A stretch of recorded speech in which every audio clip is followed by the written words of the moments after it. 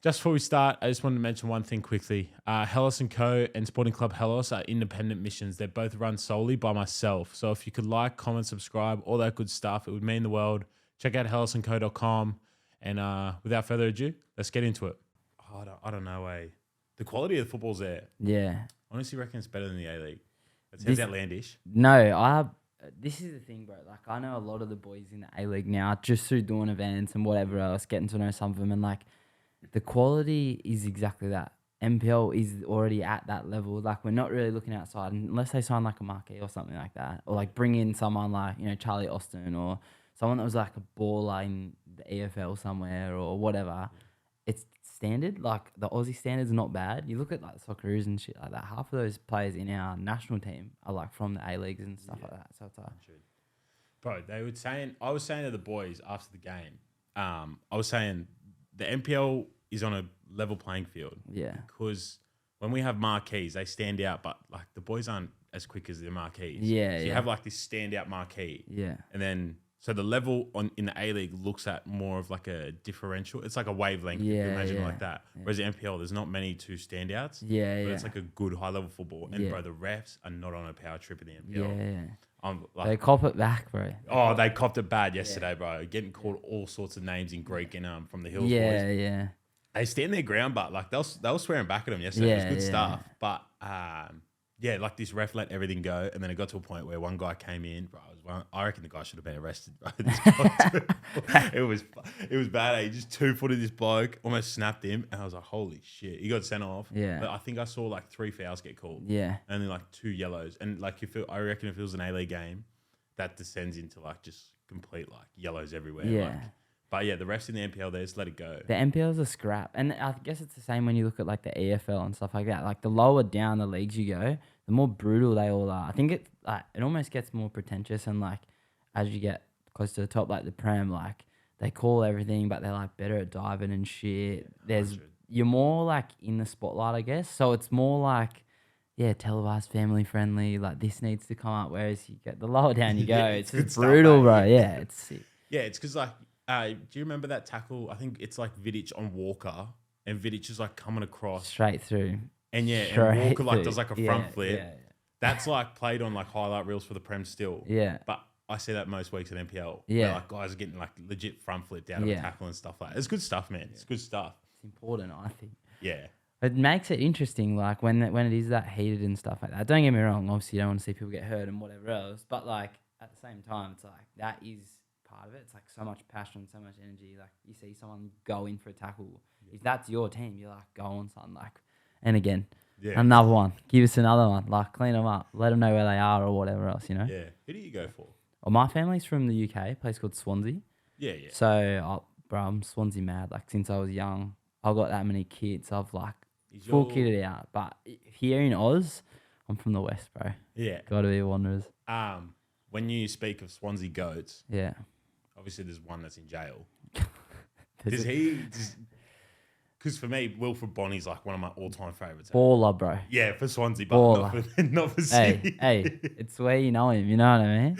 Yeah, come on, Wilfred Bonny. Yeah. But who would your goat be for Swansea? It's hard. There's a few, but there's probably 2 that people talk about as like absolute icons. One's Lee Trundle. I don't know if you know who he is, but he's like, bro, he's someone that like Ronaldinho spec, but like Welsh Ronaldinho. Like looking, I think he's English even. Like, but Swansea just like accepted him as one of their own, and he still lives there. Like, I was over there a couple of years ago, walking down the street, just walked past him, and I'm like, fuck, that was Lee Trundle, and everyone's just like, yeah, he's just a lad that. He still plays. He's like mid-40s, probably 50s. That's mad. Still balls out, like just in the local leagues and stuff like that. I'll show you some clips after this. But if you look him up, Lee Trundle, like absolute baller. And then other than that, there was a player called Michu. Yeah. Fucking one season wonder, bro. He was the one season wonder, but I've never seen a player so good one year and so fucking bad the next. He was magic, bro. Yeah. And like signing him, I don't know if they got him on a free or if they got him super cheap. From Spain. Swansea was all on the deals, especially with the Spanish boys. Like, we had pretty much Spanish squad, and we were playing really nice Spanish-style football, like heaps of passes for a long time when we were in the Prem, and when we were in the Championship coming up. But, bro, he was something else. Like, and I went back every year when I was younger to see the fam and, like, getting to watch him play live, like, Yeah, man. I'll never forget watching him score. Like, it was just electric. And the energy around the club at that time was nuts. But other than them, unfortunately, with whatever's going on with Siggy, like, I have a player-worn jersey of Siggy and stuff. And I've, like, kept it now. I'm like, it could be worth even more money for the wrong reasons down the track. Yeah. But I hope whatever comes out of that case or whatever, for his sake, my sake, all the fans' sake, and Swansea's sake, like, that he gets cleared. What about Williams? Baller, bro. It was sad to see him go to Everton. It's such a shit move. Because we were still, like, going all right, and being like the club captain and stuff like that. He was such an integral part of the club too, and you don't realise how much, like, a certain player is missed until they're gone. Bro, our defence was shambles after that, and he's such a strong player and was such an icon there that it just sucks to see, you know, one of the fans' favourites and everyone like that just suddenly pack up and adios. You know who fell off a cliff as well, and we versed him in the Asian Cup the other day? Jordi Amat. Oh, yeah. Played for Indonesia now. Yeah. So he, like, left Swansea. Whoever he went to failed, went to Indonesia. Yeah. And now he's playing for Indonesia at, like, a national level as well. I remember watching him and you're like, it's a good footballer. Yeah. And then I'm watching him at the Asian Cup, found out he's only 32. Yeah. Like, shit. Yeah. We got some players really young, like Dan James. Yeah. He was coming through and flying, and then, you know, next thing you know, gets sold to United, and we're like, what? Yeah. Like, and I grew up as a massive Becks fan and stuff like that, and being, like, Welsh, like Giggsy and all that, like, it was sick when I was younger. So I loved United. United's like it was like my EPL team, you know. So I was like, oh yeah, and we were in League 2 or whatever when I was a kid. So it wasn't like they were even in the same ball ground. But to watch him go there, and then, like, kind of not make it inside, like, he got a run and whatever else, but he never really took off. And I think part of that was, like, from being a Swansea fan, you watch him, like, it would have been sick to watch him grow with Swansea, make it back into the Premier League or whatever else with Swansea, and then, like, grow from there. I just don't think he was ready to take on a club like United and make it into their starting 11. And then, you know, now he's gone to Leeds and they just buried us the other night, like 4-0 or something. Oh, really? Yeah. Half the Swansea team, bro, is at Leeds now, like Joe Roden and stuff like that, and we just got walloped. Is he at Leeds? He's at Leeds. He's in France. Yeah, he's moved around a little bit. Yeah. Because he went to Spurs, eh? Yeah. How did you feel? This is a very niche question. Nathan Dyer. Yeah. The year you got relegated, you guys loaned him out to Leicester. Yeah. And Leicester won the league. Premier League, I know. The coolest thing ever, because I've met Nath a bunch of times. He was at the club for a very long time, and my family has like a premium membership kind of thing. So you get in, like, the food lounges and stuff, and after the game, a lot of the players will come up. You get invited to all the corporate events and stuff like that. So I was lucky, got to go over there. You know, went the year we won the cup at Wembley. Yeah. Nath scored and stuff like that. He was on for a Hattie. And do you know about that penalty saga? It's pretty funny. But anyway, the nicest dude ever. So to see him go to Leicester was sad. But to go to Leicester the year they won the league, like, he's won the Premier League. Yeah, it's insane. Not many people can say they've won the Premier League, and that one's special. So yeah. You know, there's like a niche Swansea footballer I always think about is Wayne Routledge. Yeah. He was good, He's still around the club a lot. He was underrated, I think, in the Prem. Yeah. Like, underrated. You know, there's so many players that are, like, not superstars in the Prem. Unless you follow certain clubs, like, you probably don't know much about them. That's Wayne Routledge. Like, just Mr. Consistent baller. Yeah. So for me, I'm in a similar boat to you. I go Fiorentina. That's where the family's from. Yeah. So everyone talks about, like, top 6 club. I give a fuck. Yeah. Or, like, the Milans, the Juves. Give a fuck. Same with, like, you for Prem. I imagine, like, could not care. Like, Swansea's my club. Yeah. When you're in Australia, I have, like, one friend I talk to about, like, Fiorentina. Yeah. Because everyone just follows top 6 Prem. Yeah. They're not interested. They don't know. Yeah. Talking about that, I guess good thing to mention is, like, Wrexham. Have you got around that? Yeah. Bro, that series has done wonders. Are you Welsh? Yeah. How do you feel? Well, like, first of all, how do you feel about Wrexham? Second of all, how do you feel about Cardiff?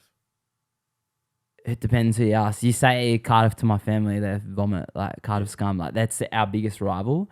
Wrexham's the other side of Wales. So to explain it, like, geographically kind of thing, I guess it's hard. But if you imagine, like, New Zealand is flipped, that's the way Wales is kind of shaped, like next to England. So we're down the south, we're on the very bottom, and Cardiff's like a 30-minute drive from us. But Wrexham's the complete opposite end. So it almost doesn't even feel like it's a rival. It's like saying, you play in Sydney and then you play in Perth. It's not a derby or anything. So Yeah. that's the way I feel about it anyway. And then kind of watching the series and that you fall in love with these kind of clubs and the stories, the players and whatever else. So I'm a fan, bro, for sure. And that to some of my family, that'd be like almost disown me kind of thing. But at the same time, it's like it's football. You fall in love with the game, don't you? So. Yeah. Well, there'd be like, off the top of my head, it's like if there was another A-League Kiwi team or if there was another Canadian MLS team. Yeah. That's the only thing I can think of in world football where it's a similar thing. Yeah. Where your country's domestic league is pretty average. Yeah, But yeah. you have clubs playing in in the high leagues. Yeah. Yeah, bro. I forget his name. There's a famous Carter fan. What's his name? He got into trouble at the Euros. I know who you're talking about. I don't know his Ended up name off in, the top of my the head. boardroom. Yeah, he was. Yeah. He did a podcast. It was one of the most fascinating podcasts I've ever listened to because he was at Cardiff when they got relegated and then it just went to shit so quickly. And bro, I forget his name. Ali something. Yeah, I can't think of it. I know who you're talking about though. I've definitely seen snippets of that interview and that. What do you think of Cardiff? Like, fuck them. Yeah, but that's football, you know what I mean? Like, you have a team and you're like, fuck them. It's like Sydney FC to me. Like, I'm just like, fuck them. Like, I'm just not interested, really. Like, it's just not my club. But at the same time, like, fuck, football's football, bro. You hate someone and then you love them, Like, the fact that they're losing right now, bro, I love it. I'm so glad because for years, we were like, we're the best team in Wales. And that was, like, something that we'd chant. Like, we're the best Welsh team, rah, rah, rah. And it's like, when you're in the Prem and there's no other Welsh teams in the Prem, you kind of like, look at me. Yeah. I'm a fucking Donny. And then next thing you know, you swap with Cardiff and you're in the championship and they go to the fucking Prem and they come straight back and you're like, yeah, sick. And now we're like the bottom of the championship. Yeah. And they're dropping points hard. They're coming down. So it's like sick. I'm glad we're at level playing field. We're playing in a couple of weeks. It's going to be a huge game. Must win for both of us. And like, it's a must win anyway as a derby, but like the points are fucking dry right now. Yeah. But you need them. We're in a drought. We're doing now currently, but I've got to ask Ipswich, you reckon they'll keep the pace or nah? I hope so. I think a team like that, not many teams that kind of mess around in the EFL make it up to the Prem. It's so hard to get out of EFL, man. So hard. So to go from like 2-1, whatever else, be in the championship, go all right, and then get up. Love to see it. And they've got, is it Longo that's... And Burgess. Yeah. It's like, they've got Aussie boys. It's sick. What more do you want? Like the more...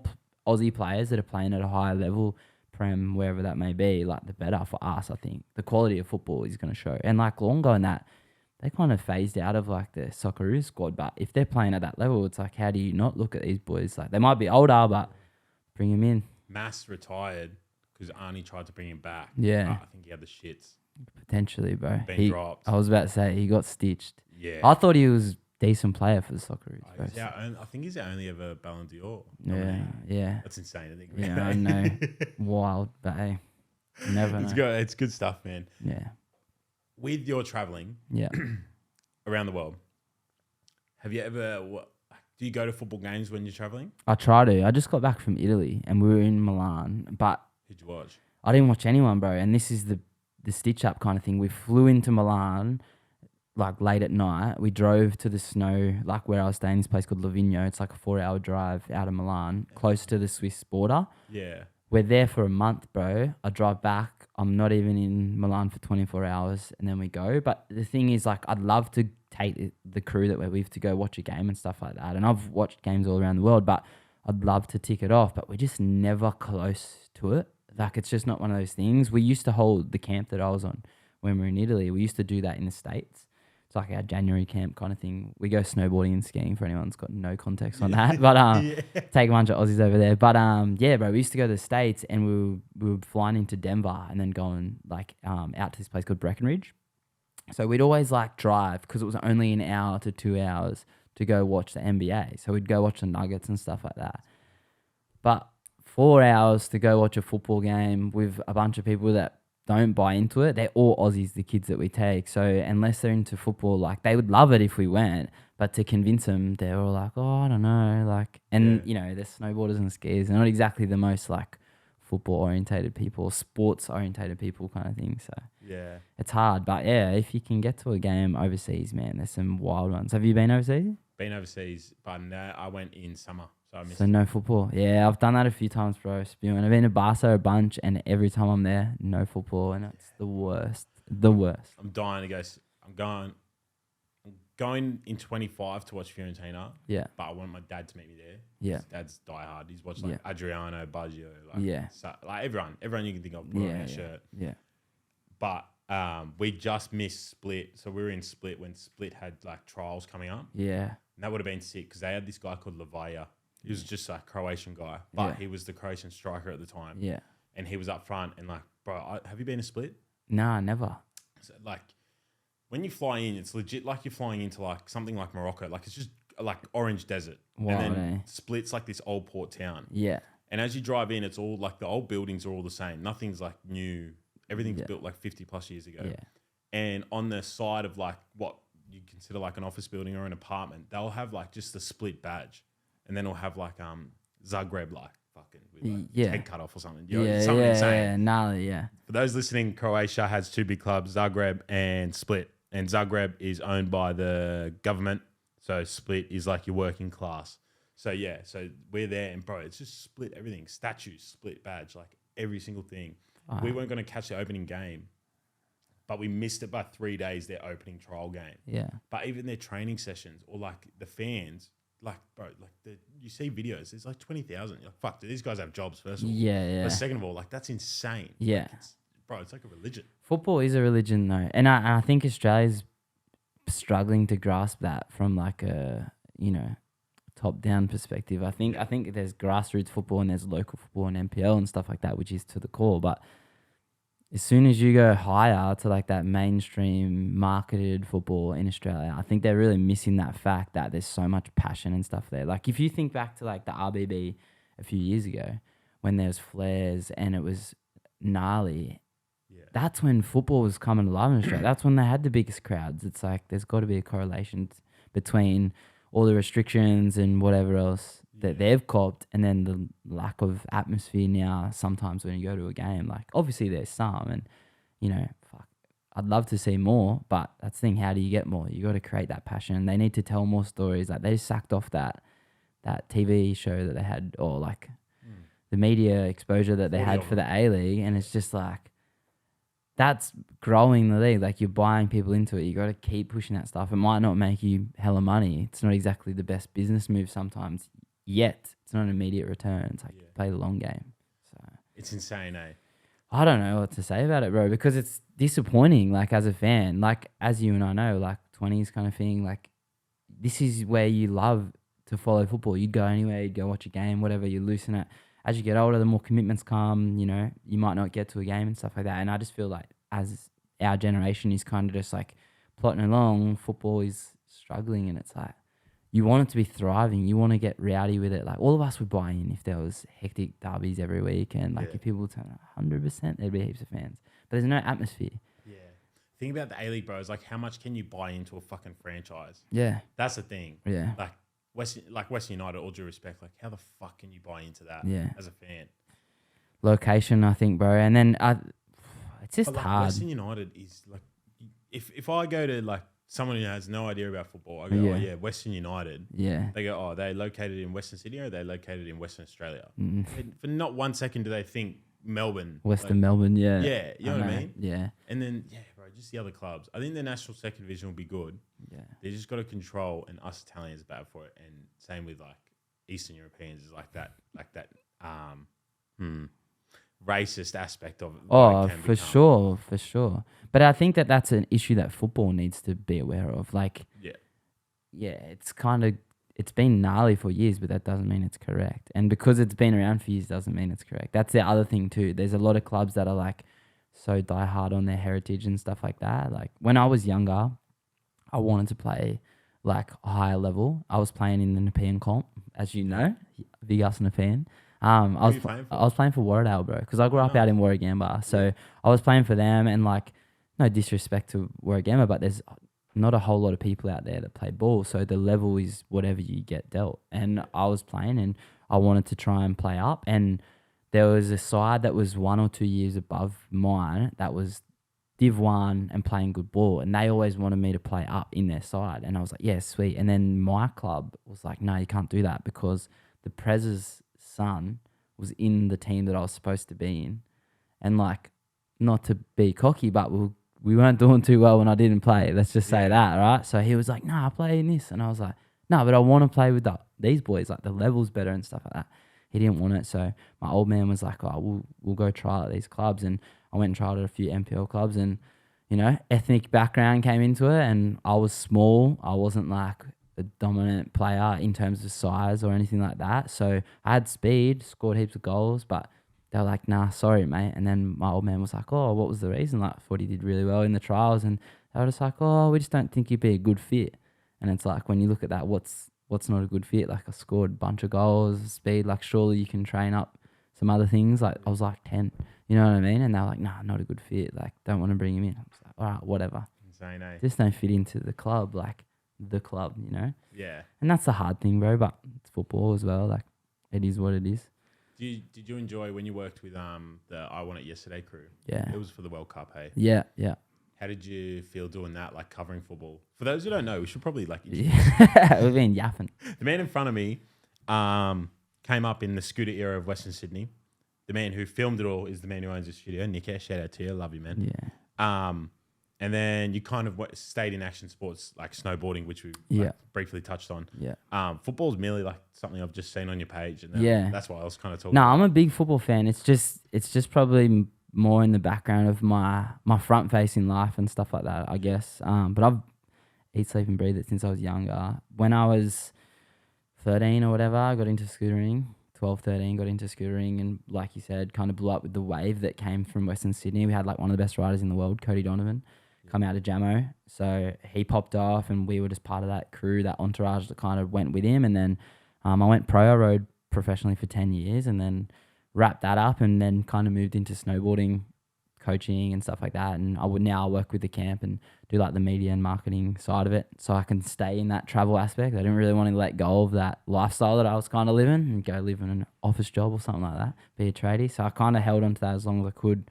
Well, I am holding on to it as long as I can now, doing this snowboard camp stuff. But when I'm not doing that, man, I try to do as much in the football space or in the spaces that I'm passionate about, like anything action sports, anything football, anything Western Sydney. I try and get around it. So yeah, bro, that's like that skating or scooter era, or that skate park era around Jamo, Windsor, Glenbrook. Huge. Like what? You, Cody, Newbert. Yeah. Is it Chris? Chris Hart, yeah. Royce. Yeah.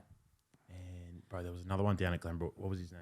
Royce was like Zach Everingham. There's heaps of people that come Evo. out of there's heaps of people that come out of the mountains, bro. Yeah, Evo. Works like I don't know. He works for Channel 9. Yeah, bro. He's you know, in State of Origin, they did that. Phil Gould did that epic speech, and it's like filmed on the dolly cam. That's filmed by Evo. Yeah, I'm certain it's filmed by Evo. He's the guy that's on the, what are those things called? Like the fuck, I can't even think of it. Like a trolley, almost like that. The wheels things. Yeah. I can't. The hoverboard looking fucking thing with the camera, like going across the field. That's Evo. Oh, it's mad. It's mad that like there's two guys that came out of it, and like Evo went to the top of the mainstream media. Yeah. Then you got Nick here, who works with like these type of companies and people. Worked with Russell Crowe and whatever. Like wild. Insane, eh? And crazy to think about. It all started just as passions for us, and then hanging out with our homies. Like that's all it was. It was just going to the skate park with our friends. We all like cameras and kind of got into it. And I've gone one way, and Nick's gone one way, and you know all the other boys have gone other ways. And it's just crazy to think that like it just started out having a bit of fun. How old were you when you signed pro? My first pro deal was 2009, so I would have been 15. Bro, that's a fucking young age. What's that, year 9? Yeah, but that's kind of like when the era just popped, and I think I was just right place, right time, and I don't think the industry was old enough for there to be many older riders, if that makes sense. Like it was quite a young thing.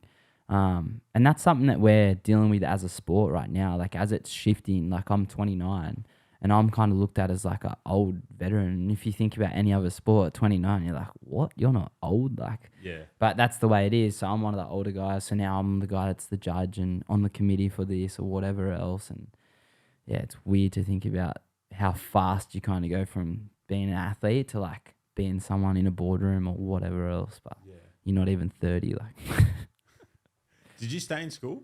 Yeah, bro. I finished the whole thing. I didn't do my HSC, which is the funniest thing. I did all of school, like kindy, year 12, very last day, was meant to sit my HSC, and then I qualified for the first ever World Championships that year. And I was a last chance qualifier. So I qualified like a week or two before it, and it was bang smack in the middle of the HSC. And I went and spoke to my school, and I was like, what do I do? And they're like, well, you can kind of do whatever you want. They said, if you're going to sit the exams, like we have to go through the government and send them to England, and you have to sit it in England because the comp was in England. Yeah. And I was like, fuck, like, is that going to be possible? And they're like, we'll have to find out. So they sent an email, and they're like, nah, it's not possible because they can't send it digitally because they don't want anything to get leaked. So they literally was sending it like through the mail, and it wouldn't have made it there in time and been to the embassy. And I had to sit it at the exact same time. So it would have been like 2 or 3 a.m. England time or whatever. Exact same time. Everyone was sitting back here. So like there was no advantage or disadvantage or whatever else. Yeah. And I was like, that's insane. So we ended up sacking it off, and I just said, don't worry about it. I don't need it. Yeah. And like, thankfully, like my teachers and the principal even was like super supportive of that. They're like, you've been around here for a long time. Like you've done schooling, you've learnt all this stuff, but like, it's not really you. Like a mark, whatever you get's not going to change your future. They're like, you really want to ride scooters, you want to travel, go and do it. This is a great opportunity. So took it and ran, bro. It was sick. So that's your first trip overseas? Nah, I was lucky enough to travel heaps. Like I said, my family's from the UK, so we went back and forth all the time. But when I signed with Blunt and Envy in 2009, we were doing trips then. We went to the States, we went to South Africa, been to New Zealand, been to Europe a bunch. Like, yeah, we got around a bit. It was wild, bro. Very lucky, very blessed. So you're in high school and you're traveling for like work, essentially? 100%. Yeah, every year we went somewhere sick. And it was just like, oh, does it line up with school holidays? No. Can you take time off? I was always like, yeah, of course. So I just took some time off and... Oh, that's insane. Yeah, it was wild. And like traveling for comps and stuff like that, sometimes you'd only go for 10 days or whatever. So you'd miss a week of school or whatever. But like, it was always kind of like, well, what does it really matter? Like in the scheme of things, like I'm here every other day. Like, do I have to do homework? Sure. Do I have an assignment? Sure. Like whatever. But it's school, man. It's not the be all or end all. So yeah. Bro, that's so hard to fathom. I know. I'm super grateful for it. Like I look back a lot now and I'm like, fuck, I really did live a life that not many people have got to experience or will get to experience in their time. So to say, you know, got to go around the world paid for, I'm not going to complain. Yeah. Reminds me of like Benji Marshall. I'm pretty sure he got pulled out of I think it was at school when they told him you're playing. Yeah. And there was a guy called Ash Taylor who I think debuted at 16 for Titans. Yeah. No, not Titans. Fuck.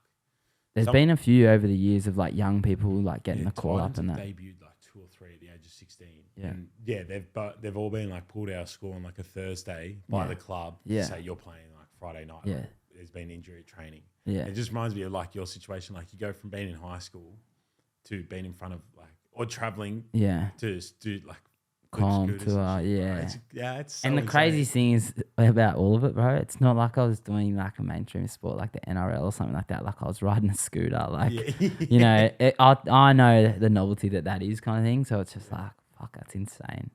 Where have you besides Antarctica? You would have been at every continent by now, hey? Yeah, the only one I'm like not really ticked off is South America. Where have you been? Or you have not been? I haven't been there. I had a layover there, and I don't count that. So I'm like, I need to get outside the airport to count it, kind of thing. Yeah. But yeah, everywhere but Antarctica for riding a scooter and South America. Where would you? Do you want to for riding a scooter? Yeah. Or like anything, even if it's snowboarding. Yeah. Is there anywhere in South America that like?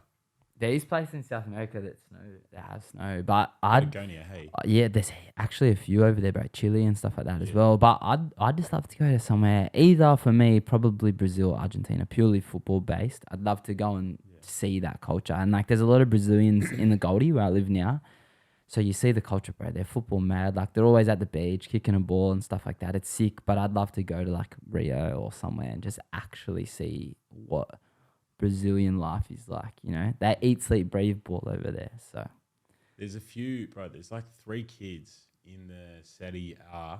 Yeah, that's what it's called. That are Aussie because their dads played here in the A League when it was like. So you have like one of them plays here now. Like you got Bernard and Wazzeh for MacArthur. Yeah, both their dads Brazilian, play for Adelaide. Yeah. But there's a few other Brazilian guys that were here and then went back home, but their kids were born here. So there's technically a few potential Socceroos that are just complete Brazilian. Coming up, yeah. Yeah, it'd be mad. It's going to be interesting to see. I think that's one of the best things about Australia as well, is it's like such a multicultural, diverse place that like you do have so many. Like you look at the national team now, man. You wouldn't have, if you thought of an Australian lineup I'd say 10 years ago, it was nowhere near as culturally diverse as it is now, which I think is a sick like representation of the Aussie culture, like what actually is Aussie culture today. So yeah, I love it. You mentioned South Africa earlier. Yeah. I listened to the other podcast, the Maddie one. Yeah. Oh, Mayfield. Yeah. Those ones, I heard the Yanji told. I want you to tell them again, just for people listening. But anywhere else in Africa or nah? Nah, I've only been to South Africa. And it was Johannesburg, wasn't it? I've been to most of South Africa. Yeah. We toured around. We did a full tour there. I want you to tell the fucking the cop one or the cop shot one. Yeah. And what was the other, bro? What the fuck was the other one? Oh, where the guy got murdered after. Yeah. It's South Africa's a gnarly place, man. Like, and don't get me wrong, we grew up in the West. Like, I'm not exactly from money or anything like that, but going over there was a real eye opener. Like, one side of the street, beautiful homes, like on the beach, like mansions, bro, millions and millions of dollars. On the other side of the street, shanty towns, like trees, tin strapped to the roof, no floors, like no walls. It was eye-opening, and you saw the cultural differences, like in every exchange when you talk to someone, whatever else. Like, it was gnarly. But to get into those stories, I won't tell them as long as I did on Mayfield. But the first day we flew in, we were just chilling, and we like, whenever we would rock up somewhere, we always try and ride and like adjust to the time straight away, so it kind of works with your jet lag. Because the worst thing you can do is go home and kick back, eat Airbnb or your hotel or whatever, and then next thing you know, you're asleep and you're cooked. Yeah. So we're like, nah, we'll get outside, dropped our stuff off, and we couldn't actually check into the Airbnb that we'd hired. So we're like, we'll just go ride. And the guys that I was with, we were there to film a video, mainly in the streets, not necessarily at a skate park kind of thing. So we're like just looking for spots. First day, we like pull in near the beach, and there's this hectic rail, like one of the nicest, perfect street rails you ever see, like nice and small, low consequence, like mad, adds up. So we're just sessioning this rail. We're trying to get a couple clips, and it was good to like get the legs back and stuff like that. But we're just, first day, we're all buzzing, kind of oblivious to what's going on. And this guy just comes past, and we'd been sessioning this thing for half hour plus, like ages. He comes past, he's like, hey bro, like, you know what you're riding? And we're like, nah, like, oh, should we not be here or something? He's like, bro, that's the cop shop. And we're all like, what do you mean? He's like, it's a police station. We're like, oh shit, like no way. And we just didn't pick up. We didn't really there was no real signage or anything like that. And he's just like walked in. So I don't know if he was a cop or someone that worked in admin there or what, but like this dude was so nonchalant about it, just like, oh yeah, it's the police station, and like went on with his day. And for being in South Africa, like that is not what I would expect the reaction to be like. I thought they were going to blow up, like, or whatever. So we kind of got away with one. We were like, holy shit. And we just like packed up and got out of there. But it was such a sick spot. Like, it was so nice. I'd love to go back and ride the rail again. But And then the other one, bro, which is gnarlier story, we were riding this spot in Johannesburg, which if you guys don't know, Johannesburg, it's rated like one of the most violent cities in the world, and it's gnarly. It's pretty sure, bro, it moved up because El Salvador and Honduras, they were the top for ages. But El Salvador definitely cleaned up. Yeah. They had a president come in and he said, like, if you've done this, fuck you, you're in jail. Yeah. And basically made an economy out of jail, which is what America do. But like, essentially, he cleaned up that country. And then Honduras have introduced similar things to try and clean up their country. To try and do the same. So I remember, I think I saw a list like 2 or 3 months ago. And I'm pretty sure Johannesburg was in like top 10. Oh, I almost guarantee Chicago it, bro. as well. It's gnarly. Yeah, that makes sense, doesn't it? Yeah. But yeah, so we were in Joburg, and we ended up being on this tour for a little while, and we're just riding this spot, and one of the locals comes up to us and he's like, oh, I know you. And I'm like, do you? And he's like, yeah, I've seen you with Nitro Circus. And I'm like, oh. And he's like, yeah, you're mates with Ryan Williams. And I was like, yeah, I am. Like, we all are kind of thing. He's like, oh, sick. So just having that like in with a local skater kind of thing, we were like sweet. It's always good to know a local or to get the the inside scoop to like spots or whatever else. So he tipped us off about this spot. He's like, look, it's an abandoned building kind of thing. You go there. If anyone asks, like, say, you know, this name, supposedly there was like an owner of the property and he like demolished it or whatever, however he kind of come about the property. But he was going to do something, didn't do it, and it just got turned into like a DIY skate setup. And he kind of was like, oh, well, they're not doing anything wrong. Like, I'll just keep it going. But he didn't want heaps of people going there. So supposedly he had to go to the building, ask for permission from this guy or whatever. So he was like, just name drop this dude if any like seckies or anything come. We're like, all right, sweet.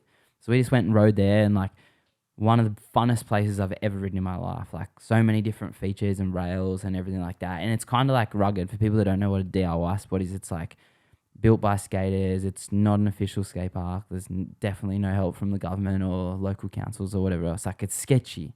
And usually like they're the funnest kind of things because it looks gnarlier than what a lot of it is sometimes. So like clip wise and photo wise, it looks really cool. It looks rugged and whatever. So we rock up there. We end up filming heaps of clips and I was just grinding, trying to get heaps of stuff done. So with the other boys, and this Seki rocks up and he's like, boys, what he's doing here, we're like name drop. He's like, oh yeah, kind of whatever. And he kind of like darts off.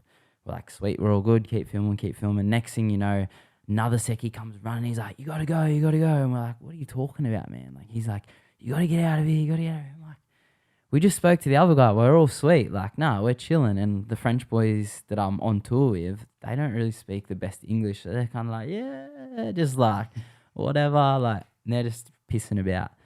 And the guy's like, no, you got to go now. Like, this is Gangland. And we're like, what do you mean it's Gangland? Like, no, it's owned by this guy. He's like, no, this is Gangland area. Like, you got to get out of here. And we're like, fuck, like, right. And he's screaming bloody murder. Like, he's going on about all this stuff. And we were just like, yeah, dude, like, all right, man, whatever. Like, we'll battle. The French boys are trying to talk to him. I'm like, just leave it. Like, he wants us to go. Like, best thing to do if you're getting kicked out of a spot is just leave. Yeah. Just stops the issues, right? So we end up leaving.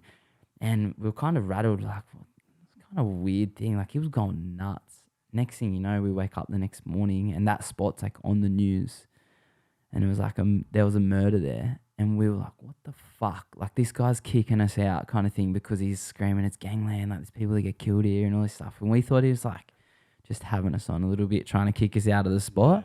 And it ends up turning up that there was a murder there literally that evening that we were there. So we're like, fuck, thank God we got out of there. We looked into it and we spoke to a few people like afterwards and stuff like that. And it's a really like notorious gangland area and there's heaps of killings and stuff there. It's just like, because it is abandoned and there's not a lot of people, that's why they have the security there to try and prevent things like that happening or whatever else. But it's like so overrun. As soon as it goes nighttime, like, yeah, the place changes. Like, imagine just a spot here, you know, like there's a DIY spot, Emu Drains. Like, imagine you go to Emu Drains, as soon as it goes 6 p.m, bro, you're out of there because it turns into like gnarly gangland area. Like, it's crazy to think about because we were there in the day having the chillest time. Like, we were there for hours. So for an Aussie to think that like something can get that gnarly that quick is insane. Yeah, rattled me. South Africa. Yeah. I'm very ignorant. I've never been, apartheid. Does that like still have like a somewhat an effect down there? Or is it just a massive gap between like the rich and the poor? You're talking about the race issue? Yeah, bro. Is it still bad? From what I experienced there, yeah. We were there years ago. Wait, for those who don't know, apartheid was like a complete divide of the country, black and white. Because white South Africans are Dutch. I believe so. Yeah, Dutch colony. And then, you have your dark South Africans who are, native. And there was a massive divide. Then you have Mandela come along, do his best. But so essentially there was like a civil war. Yeah, it was gnarly too. Because even when we were there, there was a lot of places that I don't want to say it was like fully segregated where it's like black people couldn't go, but it was very evidently like white in certain places and then the other way, which is crazy because like coming from Australia and like we were talking about before, like I'm from Western Sydney, which is such a like diverse ethnic area. Like you have someone of every ethnicity out here. It was nuts to see like just going to that. But even like where I went to school out here in Camden, like that's a very white area in Sydney. But then I'd come to Penrith and ride with the boys and kind of grew up in Warragamba and whatever else. And there's so many different cultures there. But like you go to certain places around the world and you see if you open your eyes enough, you can realize like even the Gold Coast, man, the Goldie is very white. Yeah.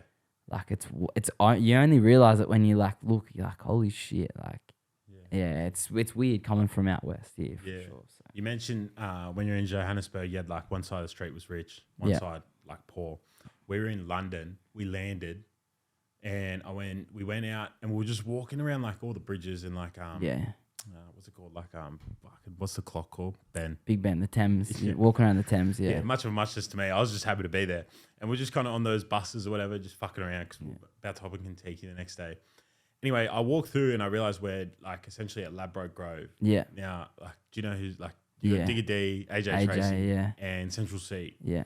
For those listening, it's a housing commission. So we're like walking around and we can see that I can see it in the distance. And I said to the boys, they don't listen to UK rap. So not on it. Yeah. But I'm like looking at it, and then behind me, bro, is like in the street goes that way, and then you got Ladbroke Grove here, and then on that side of the street, you literally have like Millionaires Row. Yeah. And then facing them is Housing Commission. Yeah. And then another Millionaires Row, more Housing Commission. I'm pretty sure Grenfell, where the tower fell, is around there. Yeah, yeah.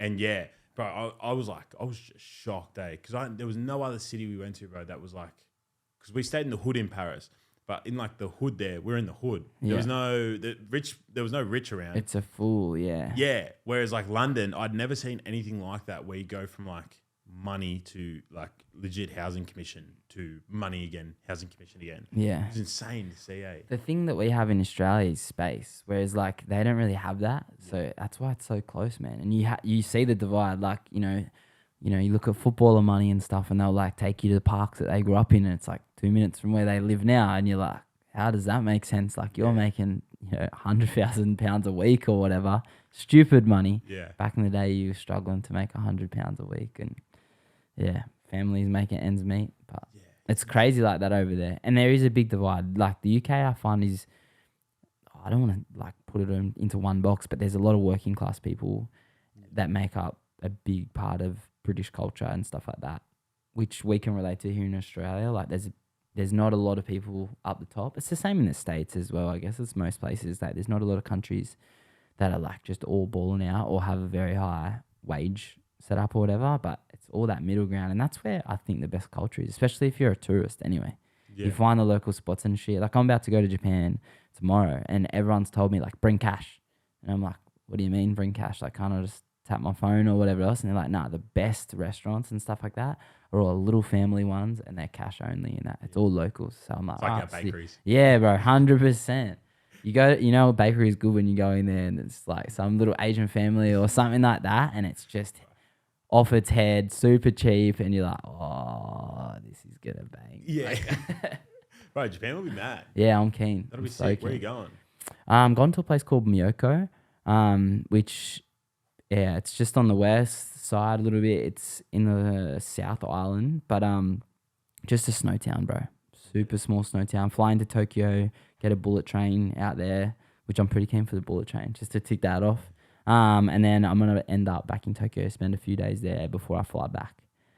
So, but could go to, there's a little music festival over there. I'm trying to get out to it. It's called Snow Machine. It's run by a bunch of Aussies. Yeah, yeah. And they're in Hacklebar. So, could get to see Diplo and stuff like that on the slopes, which would be sick. Like, there's heaps of Aussie there. I know heaps of people going, but it's just like, it's Aussie run festival, really popular Aussie snow destination.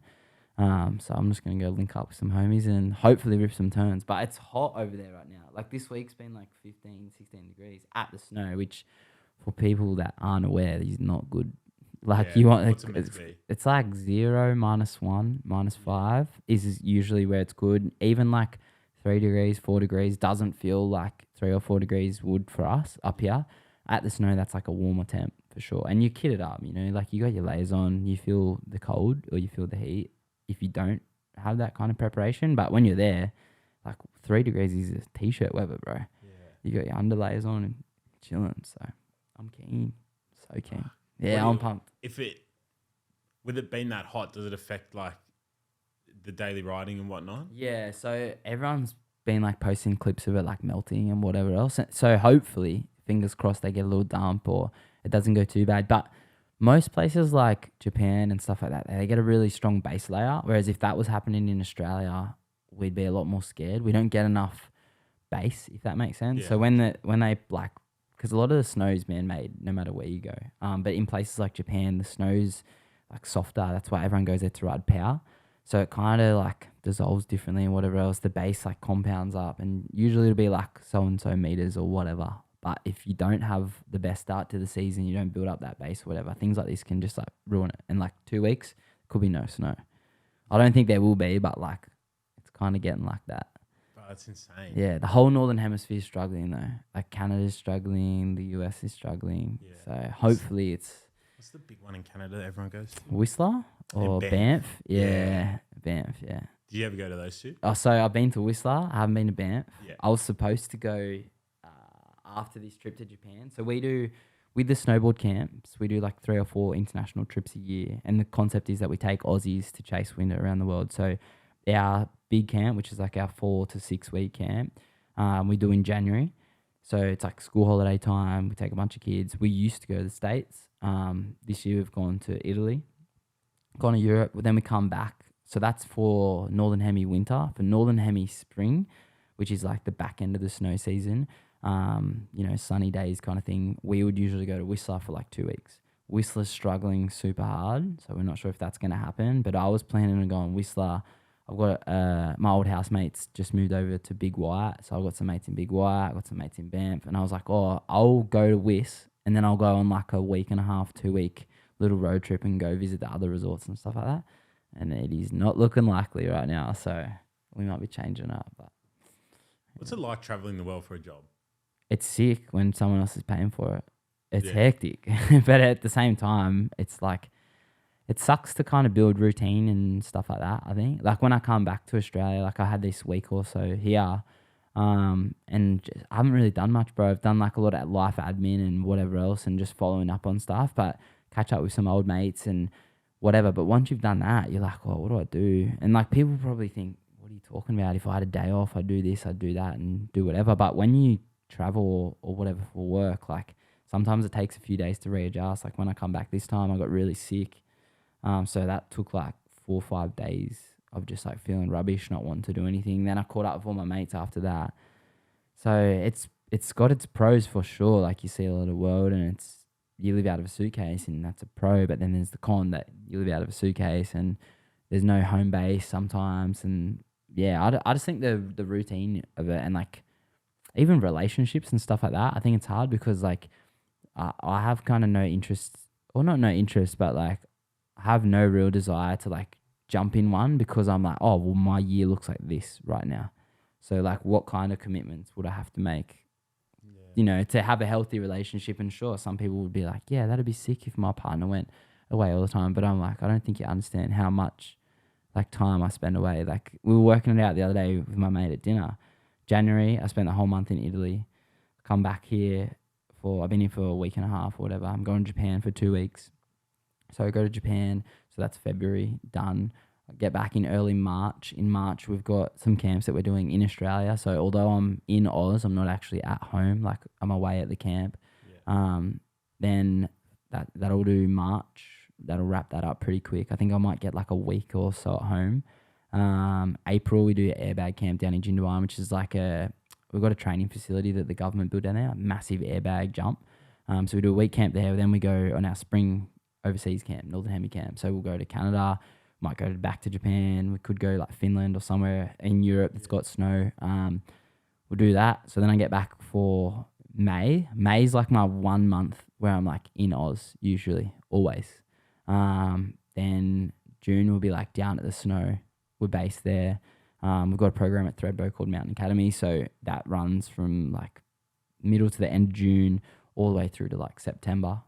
So we do that. Then we usually go to New Zealand. Once that's done, like October, we look to see if there's anywhere like kicking off a camp. Sometimes there's like a glacier camp or something like that, like somewhere random in Saas-Fee in Switzerland. Like it keeps going, bro. And this is the thing. I'm like, where's the time to nurture something or to do whatever? Or for me, it's like even building a business and stuff. Like I find it really hard. I had like a social media business and whatever else. I found it really hard to like maintain clients and stuff. I'm like, yeah, sweet, I can do everything when I'm back. But when I'm not here, like you need to understand I can't be in there to make content, or I can't come to meetings, or I can't do whatever. And just like it kicked off sweet, and I had a bunch of clients that I was working with, and then I ended up just saying to a few of them, like, I'm too busy with this other stuff to really like service you properly right now. I can recommend you to someone else, or I can do this, or I can get someone to come and shoot, and just finding ways to make it work. But that's been the biggest struggle, bro, because it's such like a on and off kind of thing. Like it's not really consistent. It's not like we just live overseas, but we pretty much live out of a board bag. So that's insane. It's nuts, bro. It's an insane schedule. Fuck me, that would be. But it's sick at the same time. Like not complaining about it in any shape or form. And the thing is too, like, you know, all it takes is for one thing to go wrong, and it kind of puts a spanner in the works, an injury or whatever else. You know, I'm not to say I'm no good if I'm broken, but like obviously I'm not as mobile, and sometimes you can't snowboard, and that's like a massive part of it, whether that's through the coaching or filming and stuff when I'm over there. Like no good getting around if you're hopping around. I'm no good to them. So when you were year 9, you're on the scooter. Yeah. Did you ever envision your life to go down this route of like you'd go into snowboarding and like different aspects? Would you?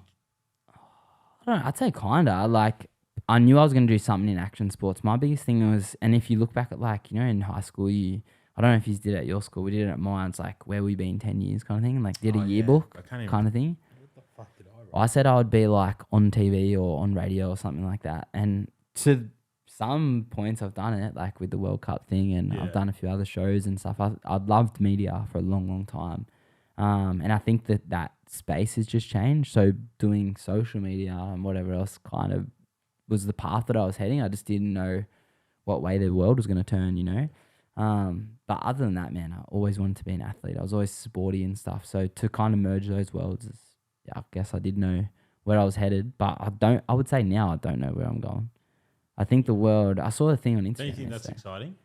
Yeah, it can be, but I also am a stressor.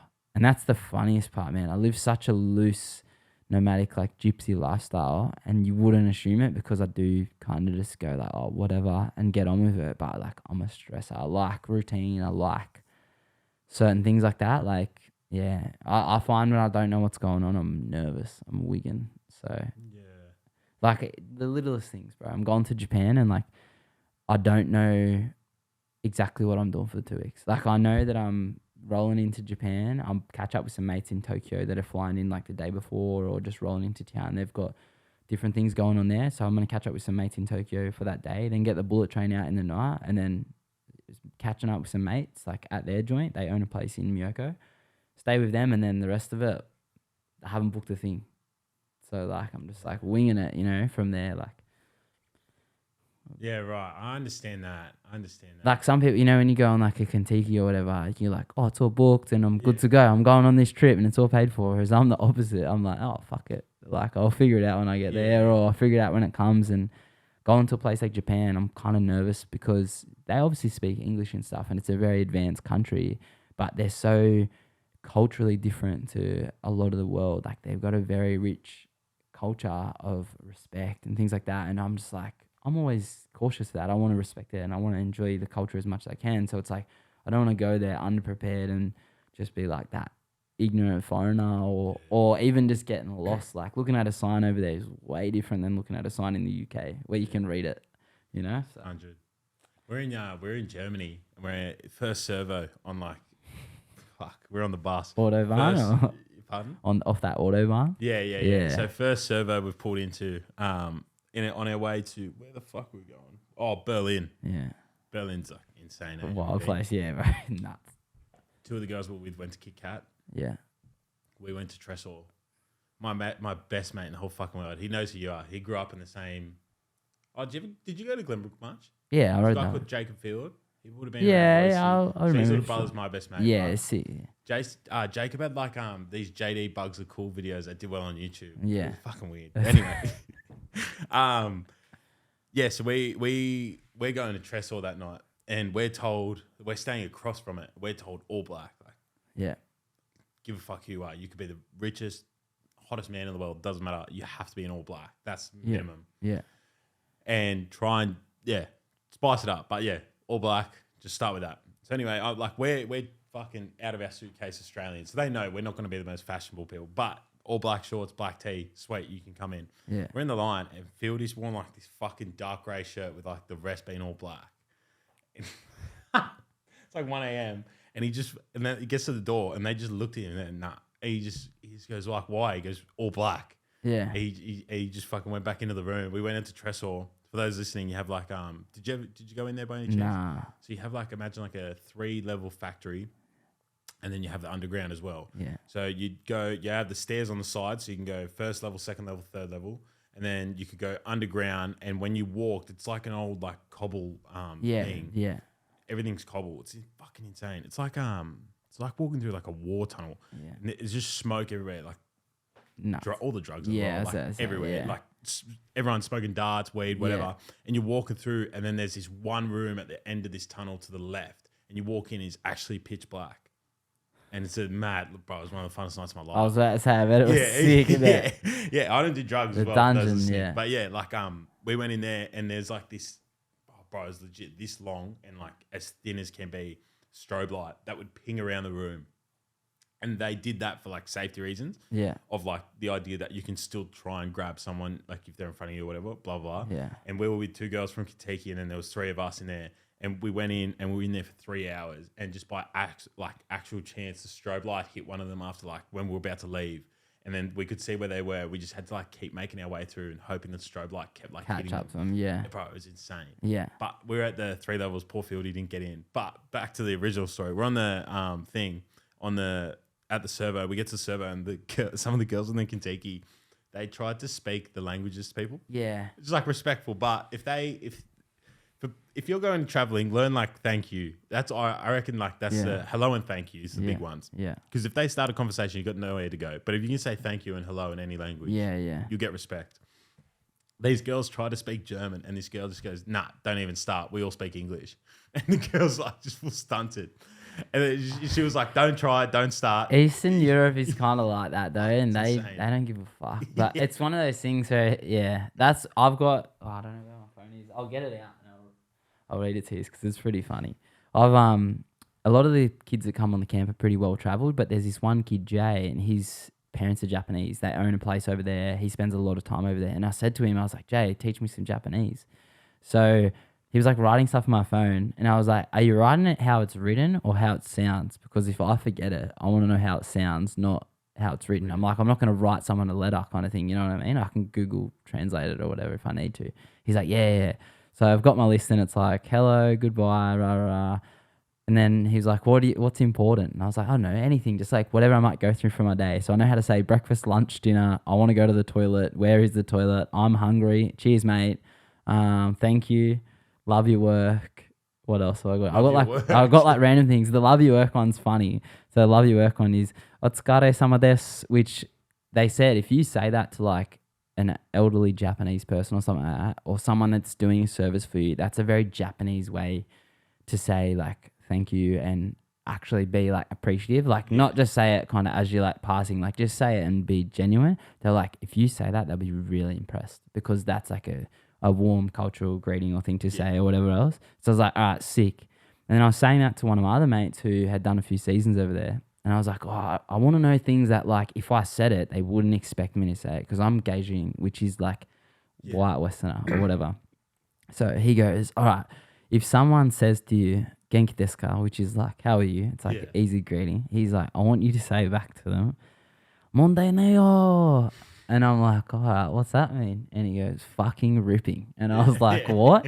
And he goes, they will not expect you to say that because it's like a Japanese way to just say like I'm having a sick time, like whatever else. So he's like, if you just randomly drop mondane or like, he's like, but give it some. He's like, they will lose it. So I'm going to test that out. And if it works, I'll send you the clip. Yeah. But I'm keen. It's always like interesting. I've even like, just being myself, I'm like, oh, sumimasen, which is like, excuse me. I want to know how to say those little things where, you know, they're not going to just be like this guy. Yeah. And traveling with the board bag, I don't know if you guys know what it is. It's like a 180 or 170 centimeter long bag. Yeah. Like they're not exactly small. It's long, it's heavy. Like they're so awkward in public transport and stuff like that. And I don't know if you know about Japanese public transport, but it's like single file lines. Like they're Yeah. super polite. Like you don't take up your space. There's like no talking on the trains pretty much, or very minimal talking. That they keep it really quiet and stuff. So yeah. I don't know. I don't want to be that guy with like the big board bag going, hey, how you going? Like, put it up the top in the aisle. Don't mind me, mate. Yeah, just jump in this unreserved seat or whatever, and it's someone's seat. But Yeah. I don't know. I'm trying to, That'll be good, man. Oh, I'm keen, bro. And it's like one of those places that's on my bucket list that I haven't been to. Like we were talking about before, very fortunate to have traveled, but there's a few places around the world which I'm like, love to tick that off. And that was one of them. So when the opportunity come to just kind of go over there, I was like, done. Yeah. Where do I sign? Like, let's do it. So. That's fucking mad. We're in, I went to Tomorrowland. And we were at Tomorrowland and we were camping. And, like, the boys met these boys in line for showers or whatever. And then they're like, oh, we're having a barbecue. This is where we're at. So, like, have you been to Tomorrowland? No, I haven't been, but my ex-girlfriend from a few years ago went, and then all of my mates have gone, and it's in, like, the worst timing for me because it's, like, the winter, obviously. So I never actually went, but I'm super aware of it. Like, I'm wrapped. I've pretty much been there through other people, if that makes sense. Yeah, 100. And you have, like, big, how do I explain it? You have, like, for those listening, you have, like, a boardwalk all the way through, like, the camping. Yeah. But so essentially, as the boardwalk like goes off in different directions, you create like squares of camping. Yeah. And in each square will be like there'll be a big pole that has like T8 and it's a yellow one. So that's like if you're lost, you go yellow T8, and someone's like, yeah, it's like a parking garage. Yeah. So they're like staying at the one next to us. Anyway, they come over and with every spot has like barbecues and stuff like that. And we're talking to them, and one of them had traveled a bit of Australia, like he did Byron and all that. Yeah. And bro, they could not fathom the fact. Like, if I said to them, I was like, if like, it's because they were asking about like the C word. Yeah. And I was going, oh yeah, like mad C, like that's we love you. Like I'll tell if I left this place right now and me and the boys walking back, I go, oh yeah, they're mad, blah blah. And then I said to them, I was like, if we're in public and say I've had a fight with someone before, my mate will turn to me and go, oh, there's old mate. Yeah. And they couldn't even fathom the fact of like someone you despise is met with sincere terms. Yeah. And then someone we love is met with like the worst words to them. It's wild, hey. Yeah. But that's Aussie culture. And I think that comes down to us like always taking the piss. And like we're very like, have you ever seen that Carl Barron skit? And it's like, hey, going, not bad. Yeah. Like we don't answer things very seriously, and I think that's part of our culture. So I think it's just one of those things where we say the reverse for the banter, and then it's just become such an ingrained part of like our culture that if someone is a legend, you do call them a mad dog or whatever. Yeah. Like, and or the other way, it's like, watch it, mate. Like, mate comes out. I know they don't grasp that well for sure, because I say it all the time, and like. I'm from the West, bro. I've got a bit of a potty mouth here and there, and being from the skate park, it's not exactly the most eloquent place. Like, we're not exactly posh, yeah. So I remember this one story. We're in San Diego, first trip over there for scooter trip, and two of the boys, Max and Brennan, we were like warming up for this comp. And in their heat, you would go out and whatever else, and you were just in random heats. I was in a different heat, but these two were in the same heat, and they like snaked each other and like almost rode into each other. And they were like just mucking around, and he's like, watch out, I can't like, rah, taking the piss, like, and they're giggling to it or whatever. And my boss like looks around, and all of the parents at this comp and like other sponsors and stuff were like mortified. Like they were like, what did he just say to him? And they're just laughing, and then they're yelling at each other like across the cars, like, get out of the way, you fucking dickhead. Like laughing about it, right? I'm trying to practice here, like just taking the piss. We didn't realize, but we like rattled some feathers so hard, and my boss is like, what are you two dumb cunts doing? Like yelling out to him, like, take this seriously. Like, we're just giggling. After the comp, one of the guys was like, oh, boys, like, you just got to watch your language. We're like, oh, sorry. Like, we didn't even click. Like, it's such a casual thing at the skate park here in Australia that we didn't even think for 1 second, like, that it wouldn't be well received. Yeah. And now every time I go back, I'm like, really like, all right, watch what you say. And like all the US riders know when they talk to Aussies, they've figured the whole C-word thing out for sure. They love it, and they rinse it when they come here. It's big taboo over there. Yeah, like they're like it's like getting told when you're a kid that you could swear or something like that. Like you're not allowed to do it, so you like repent, and then the moment that you are allowed, you just unleash every second word. So when they come here, they take it hard. Yeah. They run with it. And like they're like it doesn't come out right because they're not comfortable with saying it as well. So they'll say it in like the wrong context and like the wrong tone. You're like, oh no, it's not really the same shit. Especially Yanks, bro. Fuck, Yeah. they miss the mark Oh, sometimes. I know. They're so funny. They're a funny Interesting people. bunch, eh? Yeah. Interesting bunch. With your Johannesburg stories, Yeah. was there anywhere in America that you had something similar? Yeah, sketch we've had some stories? stuff in Compton and stuff like that. Like when the first time, well, that same trip actually, the first time we went there, I'd been to the States prior to that. Yeah. I did an exchange student program there in San Diego. But then when we come back, it was like a year later with the scooter thing. So I'd already been there. I'd already seen like some of the sites and stuff like that. But I was like, I want to go to Compton. And all the boys like, yeah, Compton. We all grew up on NWA and like all the rappers and stuff like that. So when we think of LA, like all we thought of was Compton and shit. So we're like, oh, let's go to Compton. We went through there and that was one of the sketchiest places I've ever been. And like I've been back to LA a lot, and there's a famous scooter shop called The Vault, which is in Inglewood, just outside of like the Compton kind of zone. And like every time I go back there, like I'm just remind myself like this is the States. A lot of people have guns, whatever else. But I just remember one time, that first time when we were driving down through Compton, we're in like a black SUV kind of thing. And we were like, yeah, let's like turn down here, like full rental car or whatever else. Let's go down Compton. And like we turned in there and there was just like gangs and gangs of people like just out on the streets. You know, they kind of like hang out on the sidewalk and shit.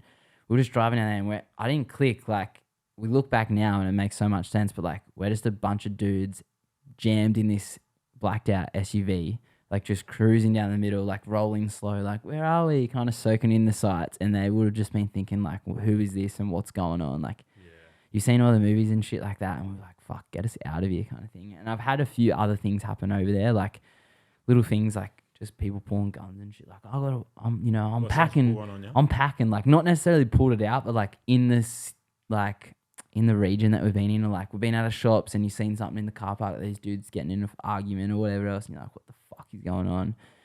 But I just try and avoid as much chaos as I can when I'm in LA and in the States, because the whole packing thing is like you don't see that anywhere else in the world really. America's the only place that hasn't really grabbed, like they just haven't grappled the fact that like guns and violence do relate to each other. Like they can't comprehend that.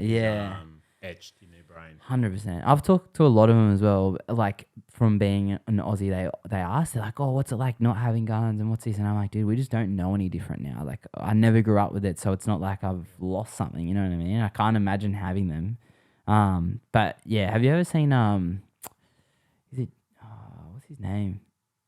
Is Jack Jeffrey? No. Jim Jeffries. Jim Jeffries, the comedian. Yeah. Have you ever seen that thing on guns with him? It's so true, man. Yeah. Like, it's so true. It's like, you know, I've got this fucking angry, depressed person going through some shit, and it's like, oh, I've got a great idea. Let's give them access to guns. Like, it makes no sense, man, when you're in those situations. Like, and they're just like, yeah, everyone should have a gun. Like, fuck. They're too far gone, but I think that's the so. other thing, eh? I think so. And I think the thing is, couldn't do what Johnny Howard did. nah, I think the thing over there is that, and fuck, we're not going to, you know, pretend we know shit about American politics, bro. But like at the same time, I think the thing over there is like, it's such a political voting thing that like a lot of people jump on board the gun train to get votes and stuff like that. And then the same way the people that say like, no, they're obviously cautious that they might lose a lot of votes by going against it. So I think a lot of the people in power are hesitant to make those moves because it might mean getting sacked or getting the job or whatever else. So, but to us, it seems like, how does that even compare? Like lives over fucking guns. I don't know. I'm going in 2026 for the World Cup. I've got like an account set. Yeah. Put money into it. Yeah. So I'm going, but it's a bit of like a thought in my head still. You been in the States before? No. Nah. It's sweet. I'd imagine it'll be awesome. Like I'll love it. Like, how do I word it? It's the pinnacle of like the free market, so to speak. So there's like cool shit to do in terms of like going to Walmart, all that stuff. That's cool. Yeah. And obviously it's beautiful as well, naturally. Yeah. And also Canada, Mexico, I'm very keen for. Yeah. But the idea, like Kansas City at the parade the other day, like people got shot.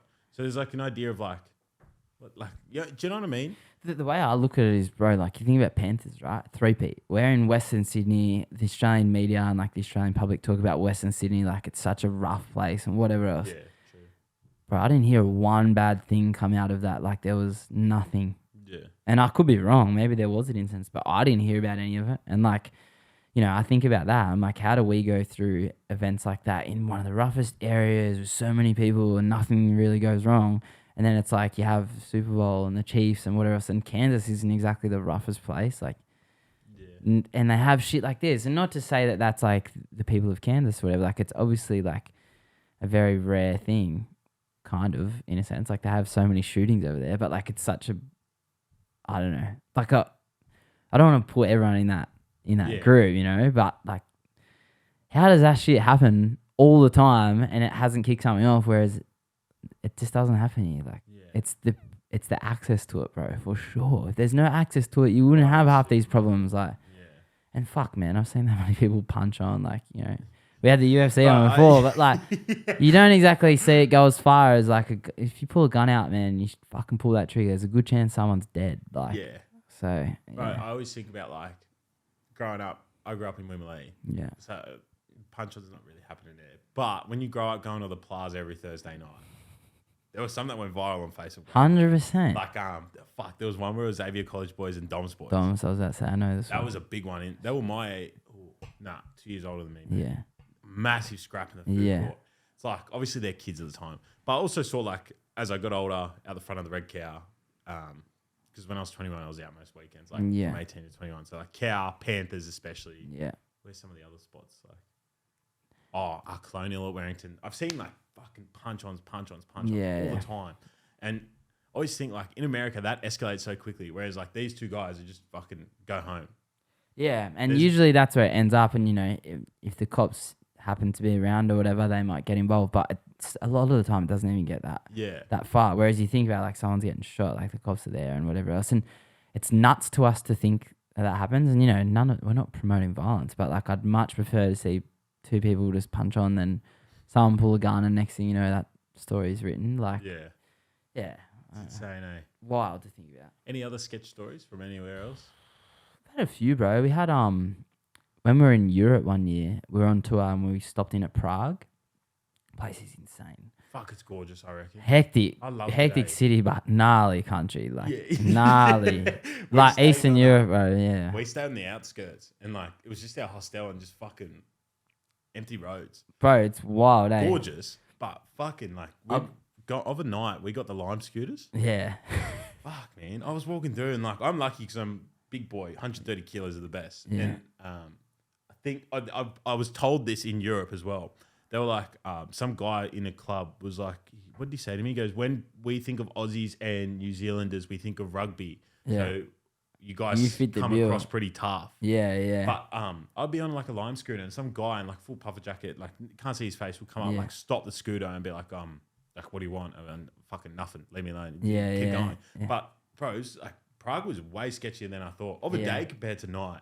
Yeah, I got a mate from over there, Richard. Shout out Richard's the linker. He's a Donny, pro scooter rider, one of the loosest units you ever meet. But like no one on the streets and stuff like that. He's got so many videos of him like drifting his Beamer and like just loose stuff. And he's built this big place called Rich Paradise. It's kind of like action sports dreamland, like moto jumps, skate park, big airbag thing, you name it. But when we were there, bro, it was me. Who was I with? Keenan Mehmet, who's like a young British guy, and then a few of the Frenchies. I think we just done Feast, which is like a big competition in France. And if you guys are ever in France for Feast, I'd go to it. It's like an action sports festival. It's like BMX, skate, anything, but it's like the best in the world. It's hectic. It's like X Games kind of thing, but in Europe. We were there for that, and we come back, and we're in this apartment, and we woke up, and Keenan like was the youngest in the crew. I think he was maybe like 15 or 16 at the time. And he was like, yo, there's someone downstairs. And I was like, what do you mean? We had like this split level apartment, but it was like a railing at the top. So you could see downstairs. And I looked down and there's this fully grown man like just passed out on the couch. Doors like wide open and shit. And I'm like, what the fuck? Like we had like, I'd say probably 50, 60 grand worth of camera gear and whatever else downstairs, laptops, you name it. Like we had it all down there. And I'm like, oh, someone must have stolen this shit or like what's going on? We run down there, like wake the guy up. I'm like, yo, what are you doing? He's like, what? I'm like, what are you doing? Like, you're in our apartment. He's like, no, this is my apartment. What are you doing here? And like, wakes up, just like ready to go. Like, he was like, what? Like, ready to go. And I was like, bro, what are you doing in our apartment? Like the other boys like come down as well. They're like, what the hell's going on? It's like 4 or 5 of us and this one dude. He's just like protection, survival mode, like just ready to square up. And he's like, oh no, this is my apartment. I go, nah, bro. Like, and say the apartment number was like, 105 or something. I'm like, we're in 105. He's like, no, this is 205. I'm like, no, bro, this is 105. And he's like, no, 205. I'm like, look at the door. And it says like 105 on it, whatever. He's like, oh, fuck. I don't know where I am then. Like, rah. And he goes, it looks just like this. And I'm like, well, maybe you're in 205, which is probably the second building or whatever. I was like, how'd you get in here? He's like, I just walked in.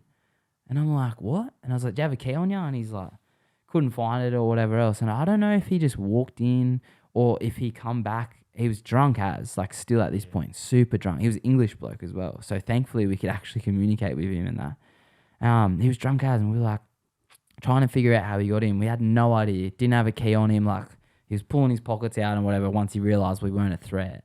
Trying to figure out what's going on. And anyway, we don't know if someone had broken into our apartment before that and like pinched I had a Nokia burner phone.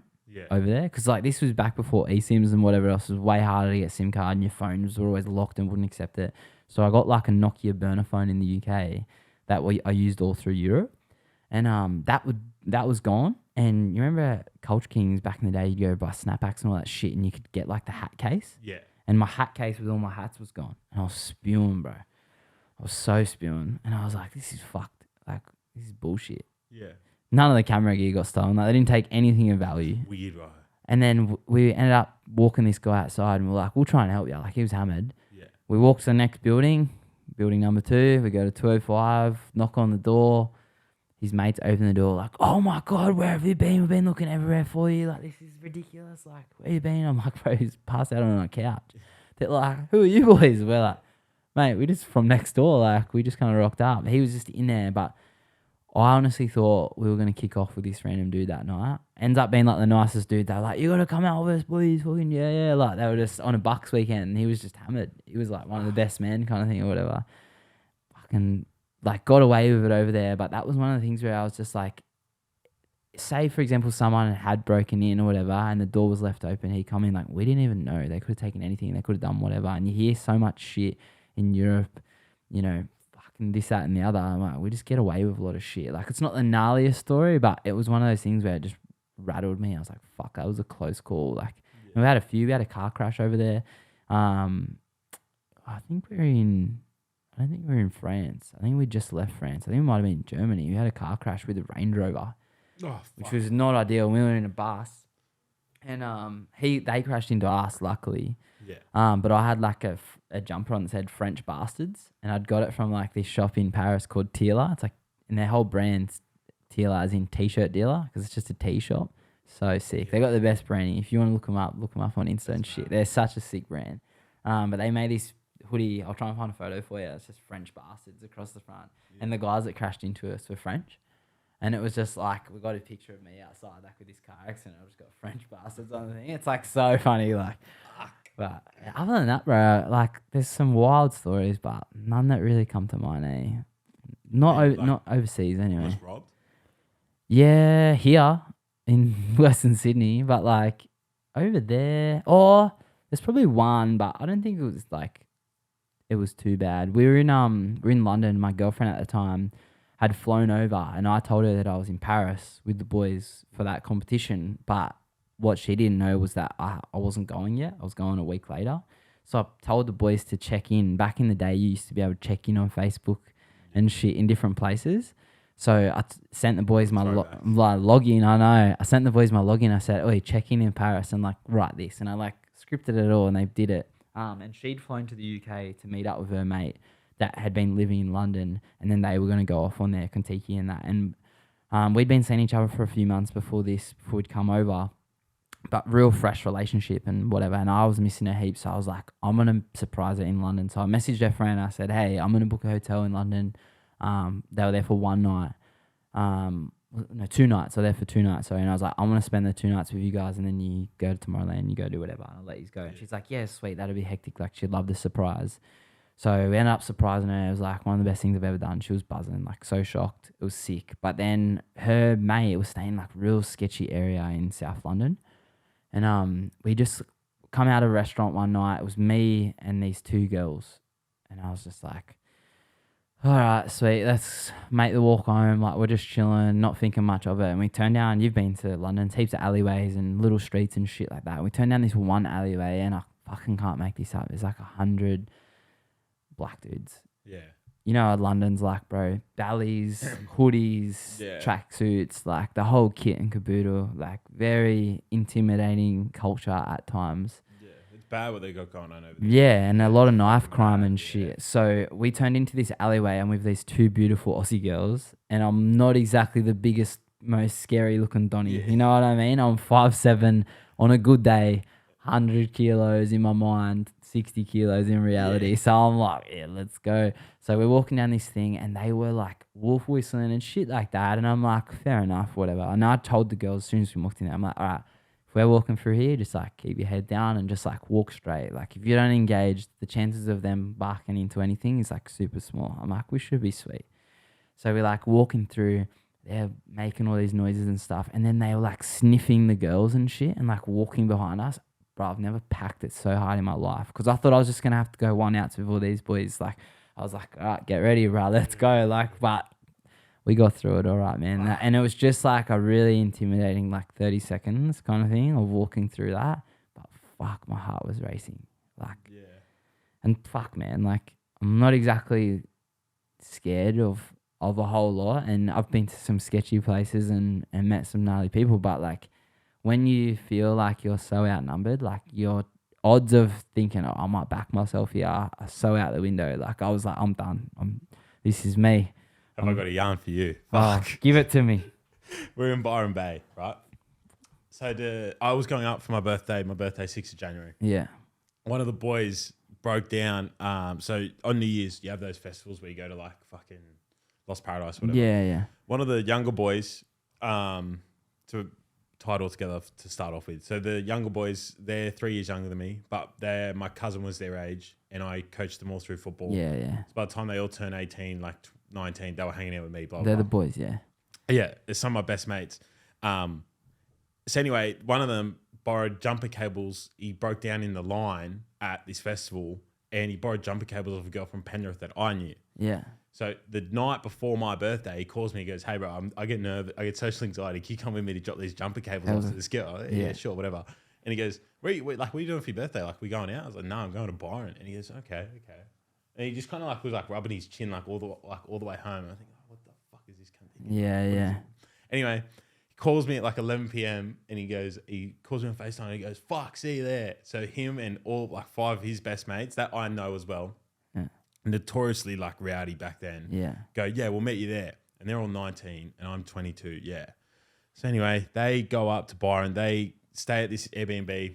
We're at our Airbnb. They get one night in their Airbnb and they're kicked out. Yeah. So the second night they're at ours. Yeah. All's fine. I didn't get to sleep, whatever. The third night, we're like, they're going to head home the next day. And we're all heading home no, we had one more night after to detox from them, thank God. Yeah. But they had one more night with us. So then they went out to the brewery at like 3 or 4, Stone and Wood Brewery. Yeah. They went out on the town, and then it's like 5 p.m. and they've brought like girls back. So anyway, I'm sitting out the back just like having a few beers. I didn't go to the brewery or whatever. I like went to the beach, and one of my mates from the Goldie came down. So we're hanging out with him. And I go, like the girls come back, and then the girl's like, "Oh, we're going to like a bush stuff tonight." For those listening, it's like a DJ set in the bush. And the boy's like, "Fuck, like let's go. Like that'll be mad, blah, blah." I was like, "Yes, like, yeah, actually sweet. Yeah, let's do that." Let's go. Anyway, we get there, and so you got the lighthouse here. So you got the point, and the lighthouse is here on that point, facing outward. Yeah. You have this stretch of beach here. Yeah. That beach is fucking long. Yeah. It's in the middle. Yeah. Right? But the entrances are like a few hundred meters away. Yeah, yeah. So anyway, the girls added the boys on Snapchat and they had their location on. So like we're following that and then just listening for the sound. And then we make our way into the bush, and it's like good 50 meters in, like 60 meters in, like through shrubs. Yeah, yeah. So anyway, we're like having a good time, and fucking stupidly, people put like drinks together, like just on the brink of like, so you got like the DJ in the middle on the outside, and on like one start of the outside, people put drinks together. Yeah. Obviously being fucking simple Australian people, we drink the same stuff. Yeah. So anyway, two of the younger boys go. One of them was such a fucking. He's a good kid now. He's in the army. I won't name him because people know him. But he goes. He turns around to like one of the boys and he goes, "Fuck, these guys are drinking my fucking drinks." And I heard him. Yeah. And I like he starts like pushing, shoving. They kick off, and there's 4 guys and there's 2 of them. And then like we come over. I'm like, nah, like sweet, whatever. Like, what are you drinking? Carlton Dries. And I was like, what are you drinking? He's like, Carlton Dries. And I was like, well, fucking, even if they are, can we blame them? Yeah, right? yeah. Blah, blah, blah. They're like, oh, fuck, I've name dropped him now. It doesn't matter. Just beep it out. Yeah. Anyway, he keeps kicking off.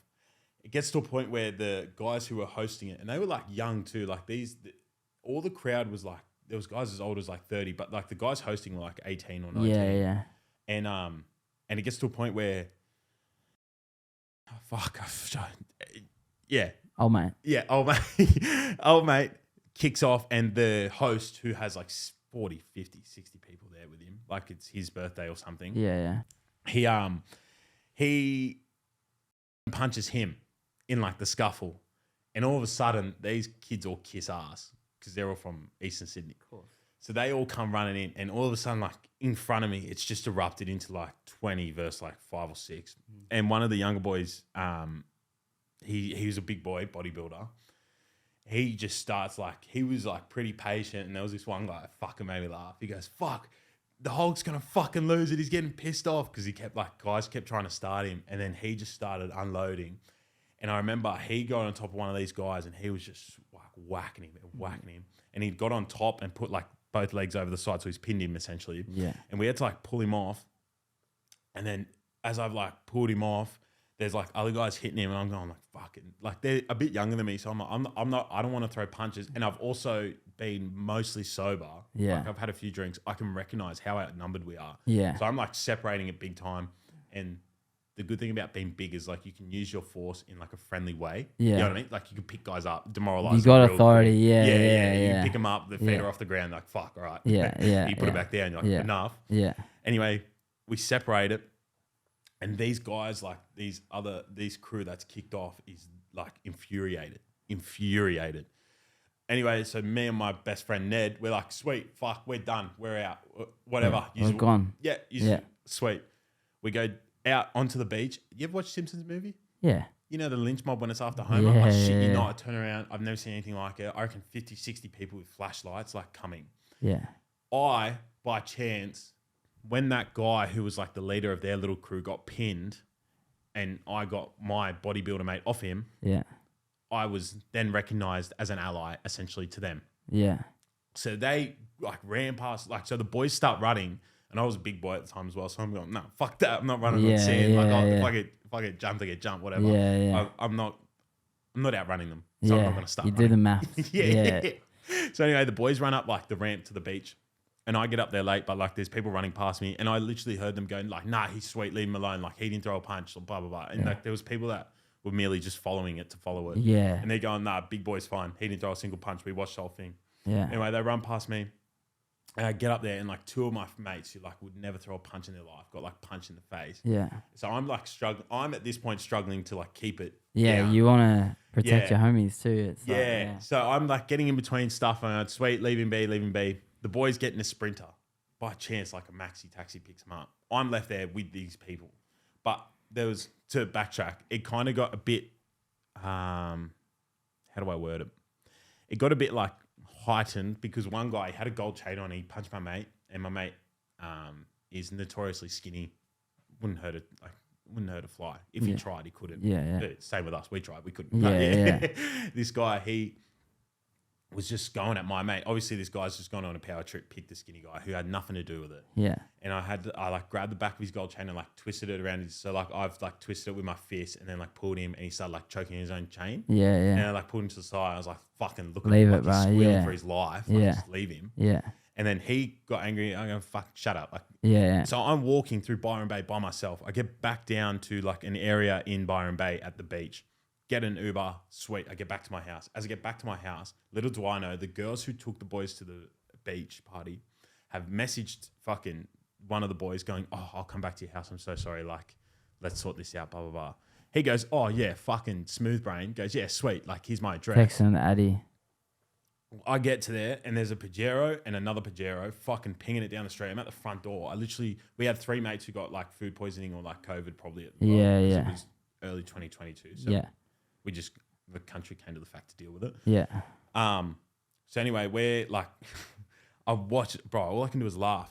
I watch like these guys just run past me. I'm going, fuck. So I'm like trying to get in, and I like got to the house at the same time as them. I go, there's no one in here for you. I can vouch for my life.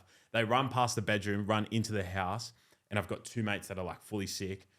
One manages to get out of the house because he gets told they're coming. He jumps over the back fence with a few of the other boys because some of the boys managed to get in first. They're fucking coming. They've got our address. Yeah. They jump over the fence. I'm at the front of the house. I'm going, boys, I'm telling you, there's no one in there for you. All the other boys have hit legs, like they're gone. Yeah.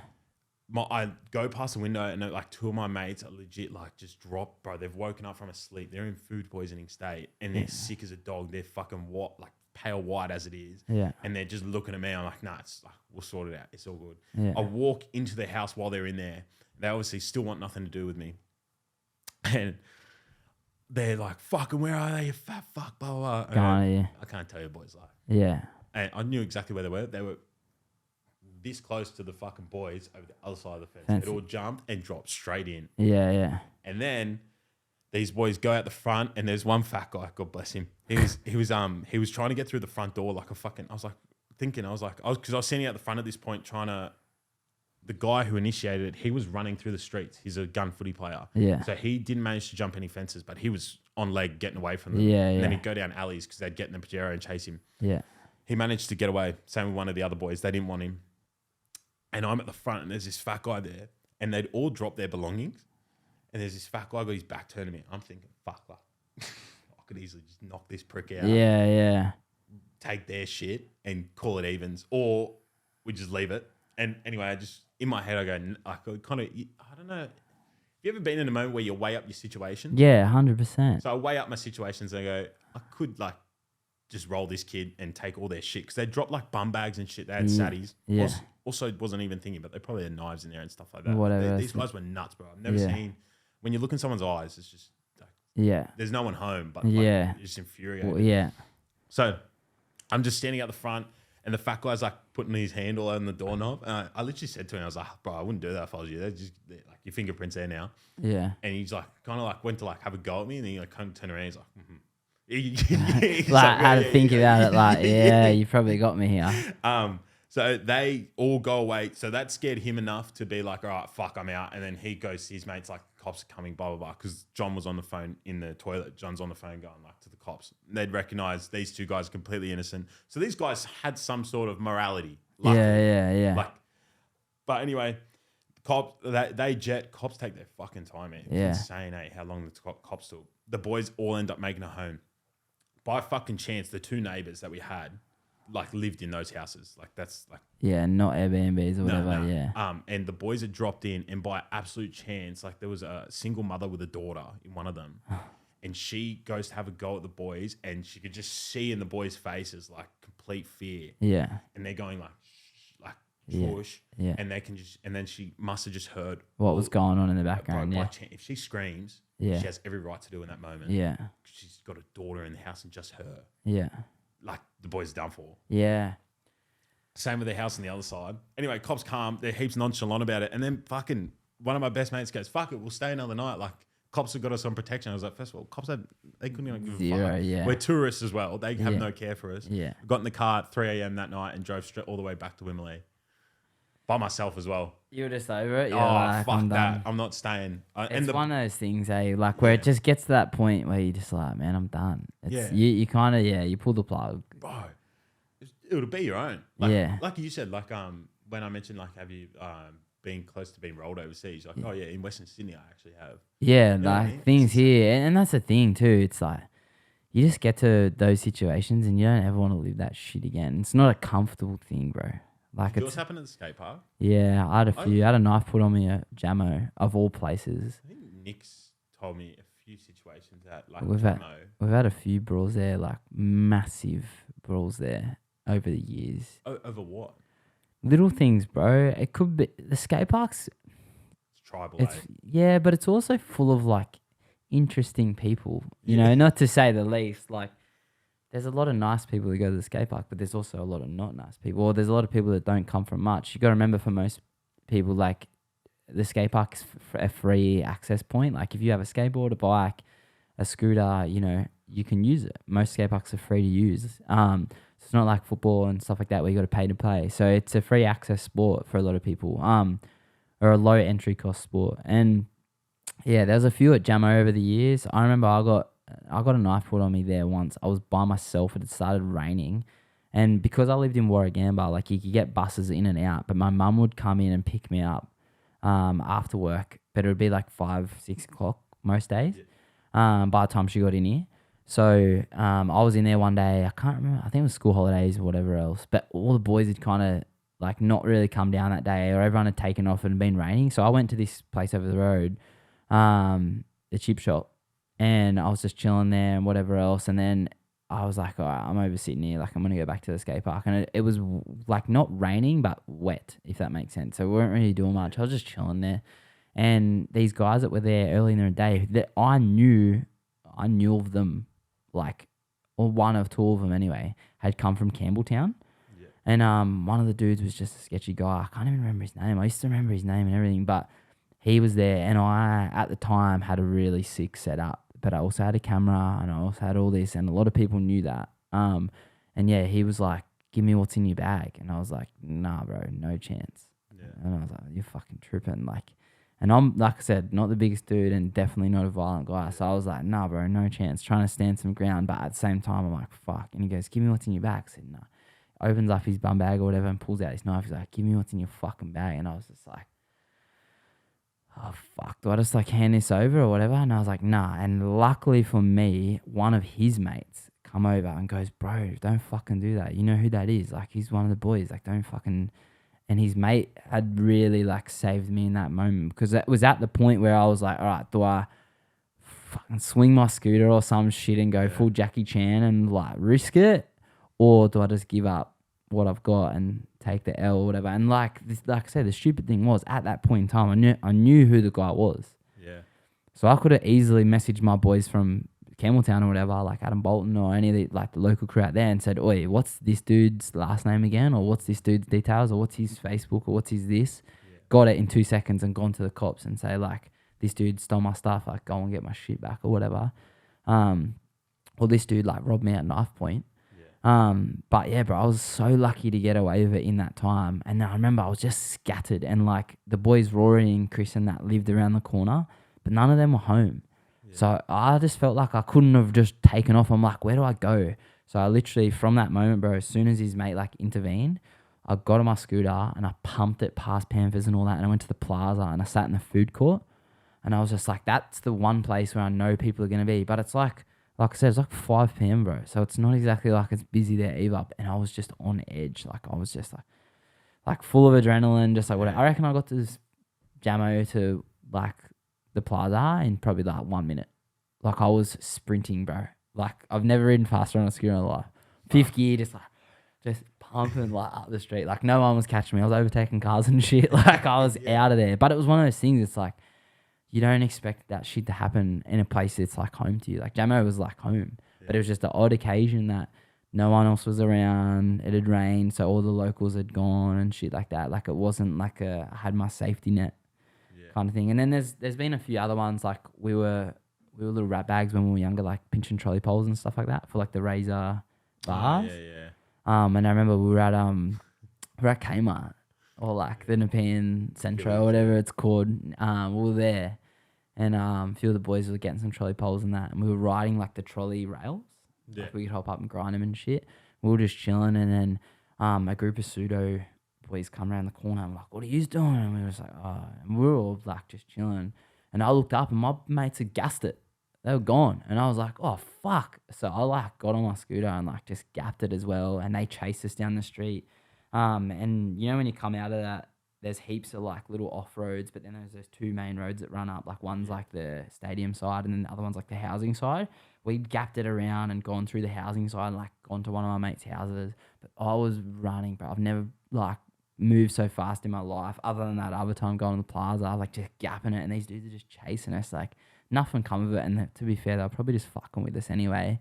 But like, bro, my mates, I turn around, they're gone. Yeah. I was like, what the fuck? Like, they're already out of there. They read the scene like before I did. I just wasn't clicking. Yeah, it's insane, eh? But other than that, man, I think the West gets a bit of a rap for being rough. Like, obviously you have some incidents and whatever else, but for the most part, man, most people here are sweet, I think. When you grow up in the rough, you know how to deal with it. Rough. Yeah, I think, yeah. If you grow up just around it, you just, yeah. If you don't come from a sheltered life, and you can come from fucking Queensland, whatever. If you come to Western Sydney, it's not that big of an issue. Yeah. It gets like a big, it's because Australia doesn't really have anything like it as much. Yeah.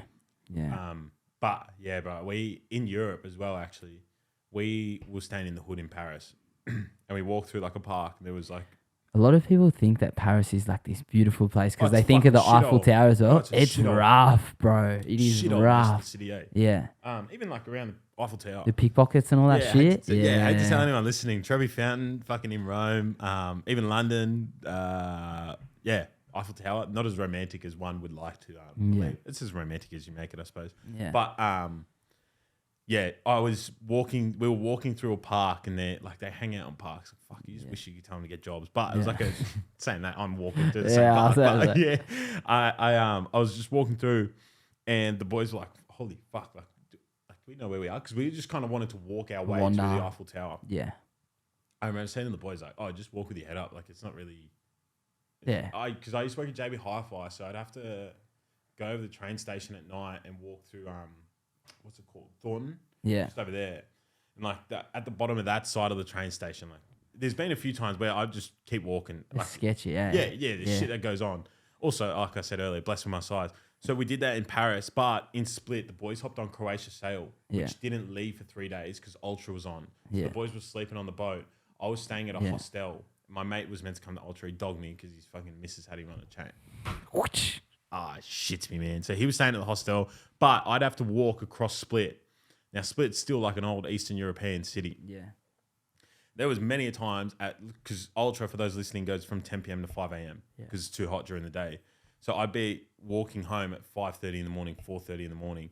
And where Split is next to the, where Ultra was next to the hood, like Housing Commission. Yeah. So I'd have to walk through Housing Commission and then go up the main road next to the highway, walk across through another Housing Commission, and then another like 2 kilometers back to my hostel. It fucking took me like an hour to get home every night. Yeah.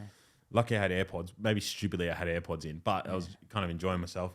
And I just remember every single time you just walk shoulders up, head straight. You don't want to drop your head. Like you don't want to look at them, but you don't want to drop your head too much because then someone might take advantage of it. Yeah. But yeah, I just remember there was a few times where like I could hear people because I'd turn my volume down on my AirPods. Yeah. And I could hear people saying stuff, and then you just go keep walking. It's just proper fucking real scary stuff, man. It's like even if you want to get into somewhere where you're not supposed to be, bro, confidence is a big thing. Yeah. Confidence is a big thing. So like, could be walking into a club or getting in the VIP section or some shit like that, bro. I've gotten into so many places by just acting confident, walking in, entourage, no entourage, whatever. Yeah.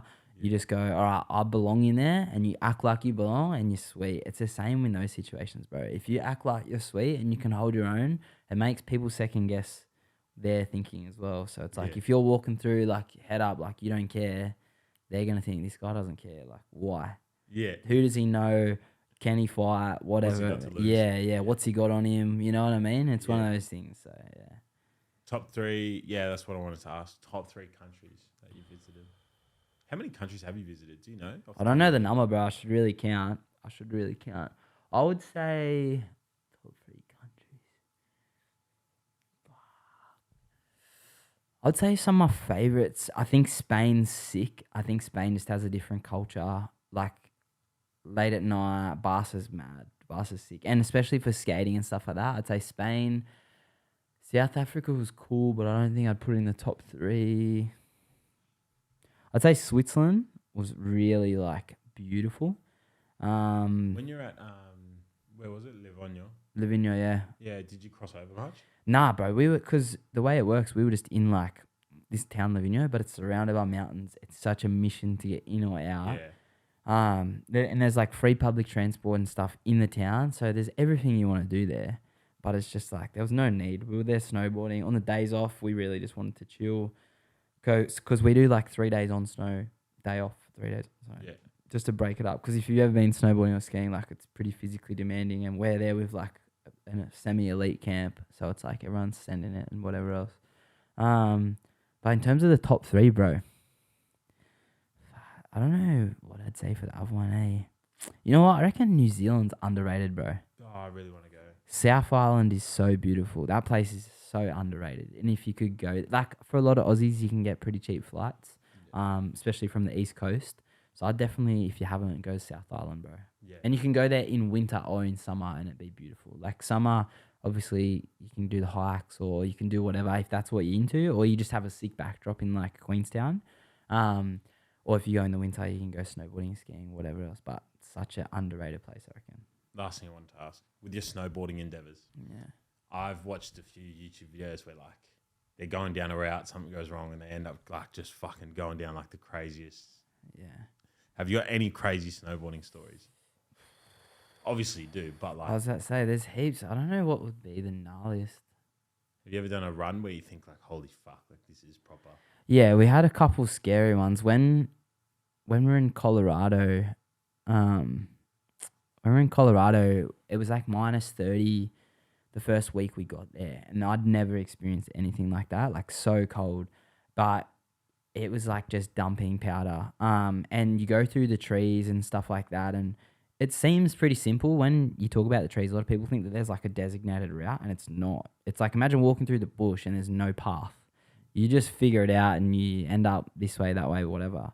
So we come through with a crew and we have a game plan over there. We've got a buddy system. So whenever we go and ride in the trees or on power days, you pick a buddy and you ride in the same rough direction that they do, so they're in sight. And you want to be within like verbal, reach or something like that. If you get a bit lost, everyone stops. Like if you can't see someone, you got to pull up and you got to yell or whatever. So we do that because it's very easy to get buried, or it's very easy to hit a tree or something like that, and no one's finding you. Yeah. Like it's so gnarly, but no one's finding you. So a few days like into it or whatever, we hadn't really been riding through the trees. Everyone got their legs back or whatever first week. So we pumped through the trees, and I had never ridden powder like that in my life. And the first time you ride it, it's pretty eye-opening. It's not as easy as it looks. And when you're humming, like we've got a crew of like 20 people that rip, when you're humming through the trees and stuff, you're so absorbed by the environment and how fun it is that you just make little mistakes and you forget. You take your eye off the ball and one thing can go wrong. There was one time where it was just too gnarly like to go right. So I've gone left, and then the way that the trees have lined up, it's better to go left, to go left, and to go left. And I kind of lost everyone. And I'm like, all right, cool, pull up. And I'm calling out to like my buddy. I'm like, yo, yeah. Didn't get nothing. So I was like, fuck. And I started to panic, and I was like, all right, the one thing I know is that all mountains lead to the base. If you get to the base, there's usually a track or there's usually something where you can like get out. That's kind of just what you'll get taught. Because like how far can it really go? You know what I mean? So I was like, all right, cool. So I'm just pumping through these trees kind of thing. And I get out and I just come out onto this track. I just see this like big track. I'm like, dang, fuck, like pan out on it. And I see the crew like further down the track. I'm like, shit, like thank God, like I'm back with the homies. And we come through and they're like, where's the rest of them? And I'm like, the rest of who? So I'd got lost to the left because I kept going left, but some other crew had gone right and then got stuck in that gnarly section and didn't come out. We were waiting for like 45 minutes, bro. And these are kids that we're with. So we're just like, what do we do? And it's like up to your waist powder, like so hard to like climb or hike up through, and there's nothing you can do. So we're just sitting there like yelling people's names. 45 minutes goes by, one kid come through and he's like, yeah, they're up there. Like so-and-so had a fall and we all just lost momentum behind him, and then we were so deep, we like had to dig ourselves out and whatever else, and then we'd lost yous. And then they're like, we didn't really know what to do, so we're kind of just like not really going anywhere, trying to stick together. So they ended up coming out and we were all sweet. Like we didn't lose anyone. Thankfully, I think because of the buddy system, like it wasn't someone else on their own. I was the only one that was purely on my own. But like that is scary in the moment, bro, because you're looking after other people's kids and whatever else on the other side of the world. And you see so many movies and stuff about people getting stranded in the woods, in the snow, but like the conditions, -30, man, it's cold. You're not spending a night out there, -30, and coming out too good the next day or whatever. So that was one of the ones that really like all of us kind of went in that moment like, shit, we need to be better on these days at like how we get the track. So now, say we've got 3 coaches or whatever, we'll go coaching at the front, coach in the middle, coach at the back, or whatever it is, and like roll through it. And we've got a much stricter like layout about how we actually go about it. But on a power day, man, it's like your little kid comes out. It's like Christmas Day for a snowboarder or a skier. So it's easy to like forget those processes and shit like that. And now we're like, no, you need a buddy, you need this. And all the kids are like, oh, I just want to rip some turns. Like, shut up. I'm like, no, we don't want to lose ya. And like after a while, if you go out on a big trip, like it might not be 45 minutes or whatever. They might get lost for 5 minutes, but you start to panic in those 5 minutes. And as soon as they have that, they go, oh, I understand why you are so like on the crack about being strict on this stuff, because it's be so easy to get lost. And like the mountains are big. If you take one left, you could end up a K away from someone. Like so easy. Craziest route you've done down a mountain, and is it recorded? Nah, I don't really film too much of myself. I'm usually pointing the camera at someone else. So I filmed a bunch of other people, but I don't know. Colorado, like Breckenridge is sick, Keystone's sick. Probably one of the funnest. Even in Whistler, like the guy that runs the camp, Ryan Teen, he went to Whistler when he was like 16 years old, lived there, so he knows heaps of the backcountry and stuff. So we went out through the trees a couple of days, and just some of the lines that like he was taking us through are so sick, and like nothing too gnarly. And there's some really iconic spots over there, but like just riding through there with like the crew that's at like such a good standard and stuff, it's pretty intense. Like I wouldn't say most people would be like rocking up and like sending it the way that we do through these sections, but yeah, I'd probably say Whis. Like I don't know, even the runs. Whis is probably just the spot. Other than that, bro, filming like the pros and stuff like that on the big jump line, like people don't understand how quick they're going. They make it look so effortless. Like when they're doing like, it's up to like 21s and shit now, like 5 full rotations and shit like that now, like, and more. It's so ridiculous. But like when you're following them in, and I've got the camera or whatever else, bro, you are moving, like we're clicking, and that's the scariest shit, because a lot of the jumps are like icy. Yeah. That's how it's like the most pack and the best takeoffs and shit. So if you get it wrong, like you're going to sleep for sure, or like something's getting broken or whatever, and that stuff's super intense. But how do you manage when you've got the camera? What is the setup like? You can use a few. These days it's crazy, man, because iPhones and shit is so good, and like the way that people absorb content is so fast, and like almost forgetful that you don't like putting in the full 9 yards and going like the full camera setup and whatever else is not always worth it. So these days, a lot of the time, I'm just using my phone. So I'm just humming with like my hands out or whatever else, freezing, just like following people over jumps and shit like that. Are you going over the jump as well? Sometimes. I try not to. I'm not the best jumper, bro. I don't get around it. Like I think they're all nuts. I prefer to ride rails and shit. But sometimes you do. Like if it's not too big, I'll follow them. You'll just go down like the side per se. Yeah. And try and like get right next to them. So the way that most snow jumps are set up, it's like the takeoff will be just the center. Yeah. And then the sides are like 2 rollers, so you can pick left or right, whichever is the better angle or whatever, and try and keep up. That's insane. Yeah, it's nuts. Holy shit. It's fun. You go quick. I'd love to know how quick we go. I'd love to time it. I'll try and see if I can find an app or some shit, and I'll send you. Yeah. But I've never been. Oh, bro, you need to do it. If anyone hasn't been, definitely get down to like Thredbo or Perisher in Australia. It's like a 4 or 5 hour drive from Sydney, but so fun. Pretty expensive. Australia's actually really expensive to go. If you could, go New Zealand, go to like Wanaka or Queenstown or something like that, and even go to like Snow Machine or Snow Tunes. I don't know what the Fezzi's called over there. Festivals. I know but people that go to that. You can do that stuff. That's what's in Japan when we're going now. So yeah, you can go to one of them, make a sick trip out of it, and that way, if skiing, snowboarding, or whatever isn't really for you, because it's fucking hard to pick up. Yeah. If it's not really for you, go to the Fezzy, go to Apraise, kick on, and go sightsee, bungee jump and shit. I don't know, do that stuff. It's so fun. I try to get all my mates into the snow, because it wasn't something that I did growing up.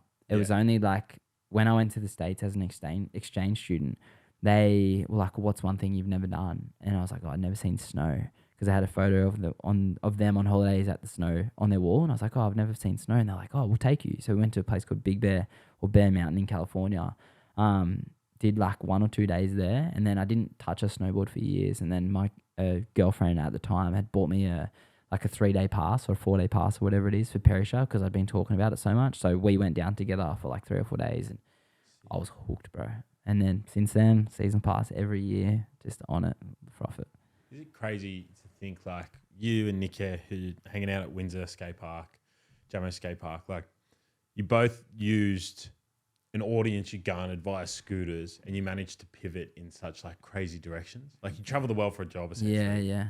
And then, well, he travels as well. He's all around the joint. That guy. But like he opened up this, and he also like the people he works with or for. You know what I mean? Yeah. It's kind of crazy to look back on those days and be like, fuck, like it's not scooters anymore, but we managed to make it work. Yeah, for sure, bro. And that's one of the biggest blessings out of it too. Like, none of us would have predicted what came about our lives, like Instagram and stuff like that. If Instagram didn't kick off at the time that it did, I don't think I would have capitalized on it and whatever else, but it just worked out. I liked cameras, I liked taking photos and videos, and I always say I was the right age as well, like coming through, and like scootering boomed. I was like I said, 15, 16 to 18, 19, like that's when it was kind of cool, and the younger demographic that was buying into scootering was like looking up to me. I lived a really sick life, had a beautiful girlfriend, traveled the world, had a cool car. Like, you know, when you're younger as a male, like that's the life to you. You're like, that's sick. Like, that's it. That's me. That's what I want to be. So I think people bought into that a lot, and that really helped kind of catapult me. But it was also like a motivator, if that makes sense. Like the Instagram thing just started popping, and then once you start to see some numbers or whatever else, you want to do more and do more. And Goalpost always moves. yeah, for sure. And then that helped me, I think, like push in that direction and really want to make something of it. And then, luckily enough, bro, I'm where I'm at now. So. Yeah. Thanks for hopping on, brother. No, thank you so much. Appreciate man. it. Hopefully one day we catch a Swansea game. Oh, bro, I'd love to, man. I'd love to. Do you know, have you heard that rumor about Arsenal women's team and Tottenham men's team potentially coming out to Oz? No. So there's a rumor going around now. Obviously, Ange Ball's big. Yeah. Ange is balling out with Tottenham and that. There's a rumor coming out that he wants to bring him to Australia. And yeah, the Arsenal women's team or someone in that space has caught wind of it and said, well, we'd love to do a game out there as well for our women's team because we've got so many Aussies in the side. So they're like, imagine if we did a double header. So you could watch Tottenham men's team play A-League All-Stars or whatever, and then Arsenal's women's team play A-League All-Stars, which would be hectic. Yeah, that'd be sick. Because they're both like two cream of the crop teams right now as well. Yeah. It's not like Tottenham of a few years ago, you know. I think Tottenham has some spice about them right now because of Ange and stuff like that. And a lot of Aussies have bought into that. So if they come out, I'd go and watch it. I'm not a Tottenham fan. Yeah. I'm not. I'm an Arsenal fan when it comes to Prem, but not really. Yeah. But yeah, that'd be mad. Yeah. Definitely see Could be that. sick, bro. Could be sick. Yeah, Ange, fuck, bro. Kid from South Melbourne, eh? I know. It's sick to see what he's been doing, but to us, it's nothing new. You know what I mean? The Aussies have bought into his 40 story. games in a row with Raw, like undefeated 40 games. Like, Bro, knew it would come one He day. creamed the A-League, went to like Asia, went to Greece or whatever. Like he's done bits, bro. So I'm just glad that he's in the Prem now and he's kind of getting that recognition because when he was the national team coach, bro, I thought he was unreal. I loved him there. So The football we played, eh? yeah. So to see what he did for Aussie football as well, like especially after like Goose, like hitting him, whatever, like sick. I'm all about it now. I just hope they do well. Do you reckon he'll leave Spurs or do you reckon he'll stay at Spurs for a little chapter? Nah, he'll stay there for a bit. He Oh. likes to. He likes to. He's a grafter, yeah. I think he'll stay there because there's rumors that He's Australian, bro. there's rumors that he'll go to Liverpool or No, whatever. he'll go But Xavi Alonso. yeah, I can see that for The sure. guy hasn't lost a game since what? I think that Leverkusen over a year ago. I think he's lost maybe one in like 45. Yeah, and obviously his ties are so deep with Liverpool that it's kind of They'll probably go him because he'll leave Leverkusen. If Leverkusen win the league, that's when you leave. Yeah, you It's leave like when on you're a with good term. Leicester. You Yeah, had to leave at the end of that season. You did it. You done. Fuck it. take Get it out. because it's never It's like, it's never as good after. Yeah, what's his name? Not Italiano. Fuck. Spalletti? Yeah, Spalletti won it with Napoli. Yeah. Fucking got straight out of there. Yeah, later ball. Because the Napoli Ultras, like 2 years earlier, like fucking jacked his car, took everything. Yeah, And then they gave it back to him when they won the league. They kept it. There's a video of them giving him back like his steering wheel and shit. no way. But yeah, he won the league. That video came out. I reckon like 3 days later, he said, "No, I'm done." I did it. I brought it back. I brought it back to Napoli. First one since Maradona. And he goes, "Yeah, fucking out." I was a smart guy, man. The same thing will happen with Alonso. He'll probably go Liverpool. Yeah. Honestly, bro, I don't really care for European football too much anymore. Nah. My brain's just taken up with the national second division at the moment. Yeah. And then like Sunday league. How do you think the national second division is actually going to play out? Play out well First year, second year will be good. There's an idea that relegation gets introduced after maybe 3 or 4. I was about to say 5 was the term that I heard, and that's it tough. might even be earlier because the A-League runs the risk when you have clubs like MacArthur. God bless him, MacArthur, because they have one of my best mates, Jedru, playing. Yeah, he's playing well. I saw his goals the other day, bro. Yeah, he's killing it. Fucking doing all right. The kid's good, man. Yeah. Redback's fucking product. I got a soft spot for MacArthur as well because I played ball out there, and the guys that started that club, Gino and that, were playing at the same club that I was. Yeah, man. So like the heritage and everything like that, the black and white. Not only is it like Juve, the Italian boys or whatever. Not only is it Juve inspired, but Oran Park, that was our kit as well. So we always had a black and white striped kit. So yeah. What the fuck was that? You run the risk with. I think MacArthur and Sydney United probably merge. That's probably But you have like your Western Uniteds, even Raw, and you have these clubs that are on the precipice of. They probably need to be in the national second division, because if they're not, they could just fold altogether rather than still operate as a professional club. Yeah. Western United are currently about to play in a 1,000-seater stadium or something. Yeah, that's not the worst idea in the world. No, I don't think people think Australian football's like because they see the derby, they think that should be every week. Fuck no, it should be 5,000 people every week. Yeah. That's what you should aim for because that's a sustainable product. Yeah, and that's figures you can work off. You go, right, 5,000 people here. This is how we need to make money this way. This is like how we introduce grassroots. You know, this is how much we can spend on our marquee. 5 to 10,000. That's what you should aim for. You shouldn't aim any higher at the point in time because at the moment you can't even fill fucking 5,000 for some A-League. Which is insane to say out loud. We are a small country and we're competing with other codes. It's the nature of the game. So people think it has to football doesn't have to be.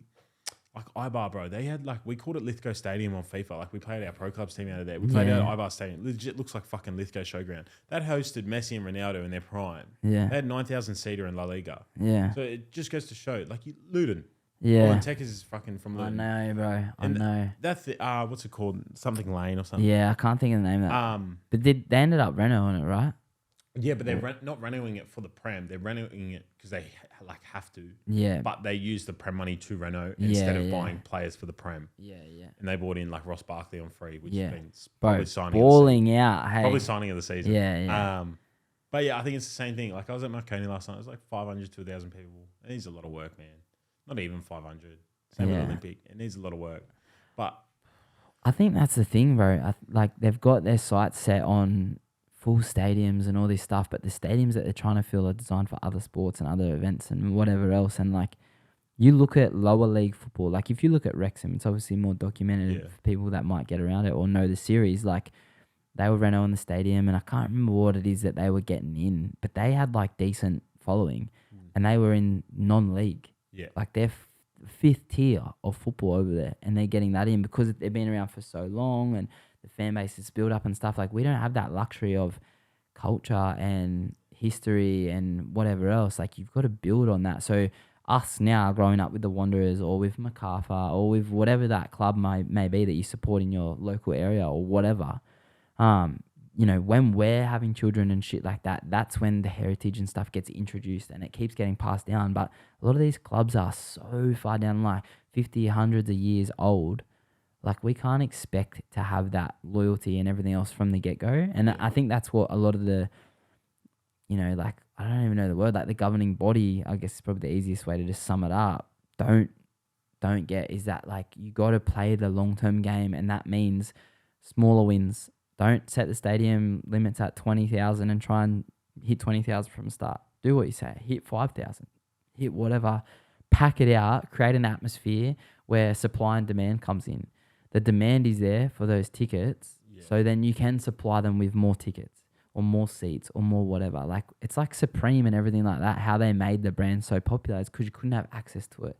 That's what is going to make people want to come to the games. If there's so many empty seats, it creates a shitter environment, which then gets people less interested. And if there's, not the best football on show, whether that's from the referees or, just the league struggling or whatever at that moment, or there's no big signings or no big players to come and watch, you're not going to buy into it. You just sit at home and watch it or whatever else. And that's the other problem too. I don't know about Paramount and stuff. Like nothing against Paramount or whatever, Just but put it like free to air. it needs to be, man. Yeah. That's how people buy into it and whatever. So I don't know. Exposure is a big thing. Yeah. Quickly before we go, I'll say to you one thing. If I'm Marconi, this is what I do. First of all, $1 tickets for the whole NPL season. Yeah. Right now, $1 at the door. That's what it is, or No, that's what it you should would be. do. Yeah. Right. What'd you pay last night? I didn't. We walked in at half. Yeah, sweet. Yeah. Well, I also just walked in with confidence. Yeah, 100, bro. I'd still do it too. Yeah. Yeah, so I would do $1 tickets. I'd also, and no one can tell me any different, Marconi have pokies. So they fucking, and they sell that much fucking piss on a Saturday Yeah. night. So the amount of money that goes through that club's insane. Yeah. So what you do is you invest in attractive merchandise rather than like generic merchandise. And what you do, you think about what kids would want to wear to school, what kids would want to wear out and about, right? So you want to make hats and you want to make like hoodies as well. Yeah. You want to make shirts. Yeah. You make that in bulk and different designs as well. And that way, when you have like young 14-year-old kid coming to the game, hey, by the way, here's a free hat. Thank you for coming. That not only is he coming for $1, you've also just given him a piece of merch. He'll probably wear it training. He'll probably wear it anywhere. Yeah. So instead of you viewing that as like a $7 loss on a shirt, or what I say the shirt costs you $12, that's $12 in marketing. Yeah. However far that goes is however far that goes. Yeah. And he tells his mate, like, what are you wearing? He's like, oh, Marconi Stallions, right? Say there's a kid from the mountains playing for Marconi. Like, oh yeah, it's $1 to go to the game as well. Yeah. All of a sudden you've got Other you know people. what I mean? Yeah. the game of bringing people to the stadium. You have to run at an immediate loss because you can't generate it like some fucking hype shit. You have to run for now at a loss and do smart. You have to work in like an idea of like different. You know what I mean? It can't Point be of difference. Yeah. It can't just be going on Instagram. Hey guys, we're playing on Saturday. Come to the game. Yeah. Do you know about the Starbucks marketing technique? No.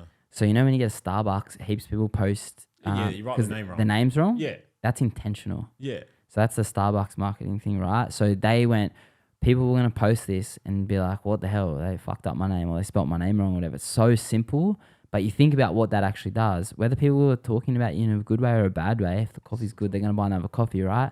But taking a photo, even if it's funny, like I saw one, my cousin, she's in Paris right now, posted a Starbucks this morning. Yeah. And it's like Dion and her name's spelled Dionne, right? Yeah. And it's literally DEO-on, like DEON, sorry, written on it. And she's like, close, but post it, right? Yeah. That's the point. It's like you're posting their product. You don't realize what you're doing. You're doing the marketing. And the same thing goes with like other stuff like Alfred's. Have you heard of Alfred's apartment? So it's my mate's cafe and clothing store and stuff on the Goldie. And when I first went up there, they had a run club. And I was like, oh, a good way to make mates up here, like, you know, do sport or do whatever. So I went with the run club. It was like 2 dudes running one day and me. And it was raining and we just went for a run or whatever. And then next week there was more people. But when I was talking to the owner, he's like, yeah, the run club started as like us just wanting to be healthy and whatever else and like get the boys going. He said, but the other thing is like run club morning, if you go run club, half price coffee and stuff like that. And they're doing like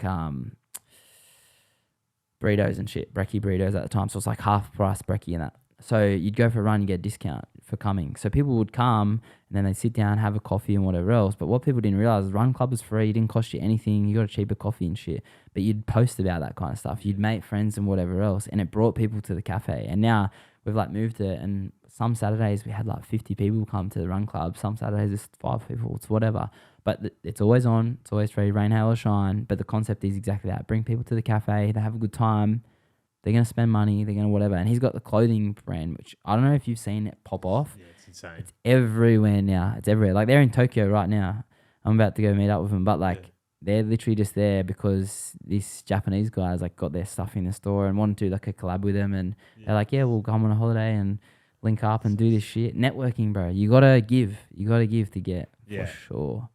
Yeah. I definitely think if any club wanted to use me as a contractor, I think they'd pack out the stadium within a first game of the season. They'd have 5,000 to 10,000 people. Honestly, hand on heart. Bro, this is the thing though, right? Like even, you know, I Want It Yesterday and the crew, like they talk about this, we talk about it a lot. Like they did all that from a passion project at the start, like wanting to work in football. And do you know Joey Ferroni? Yeah. So his whole thing was he just wanted to do, he's a big Sydney FC fan and whatever else and just bought into it. they've ended up doing the World Cup show on SBS, bro. Yeah. Like, for us who grew up watching football in Australia, that's the pinnacle. Yeah. And it's like to do a World Cup and have all your mates as the creators on the show and your friends from everything in the production line was like the crew. Like, that's insane, but it's all passion. And it all started from doing shit for nothing or doing it for very little. Yeah. And it's built up and got to this point. And now they're working with massive clients and they're doing collabs with the Prem and whatever else. And like Claude's has taken off and he's like one of the faces of football media in Australia. And it's like, dude, I met Joey in an Italian restaurant after a local FC event with Nike Ultra. Yeah. Like, we were just eating pizza and just got yarning. And next thing you know, that guy's put me on TV for the World Cup. Like, it's all from doing stuff for nothing. Yeah. All of it, bro. So take the cost out of it. Stop trying to make a profit and let's have good football. Yeah, man.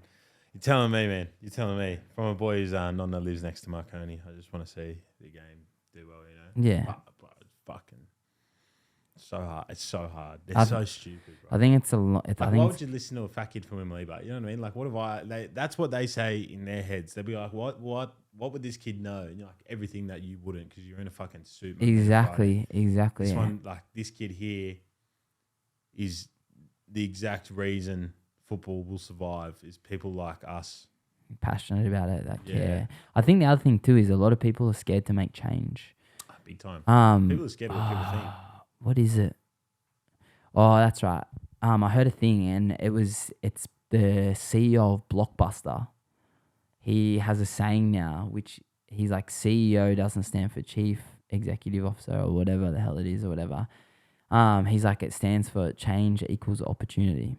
And you look at what they dropped the ball on so hard with Netflix. Like, Netflix offered a fat deal to them, whatever, and they didn't take it. And now Blockbuster doesn't exist pretty much. But like, if you think about every situation like that, like, the world is going to change. You move with it. Like, some things like are important to hold on to and to respect the culture or the history or where things have come from and to hold on to that.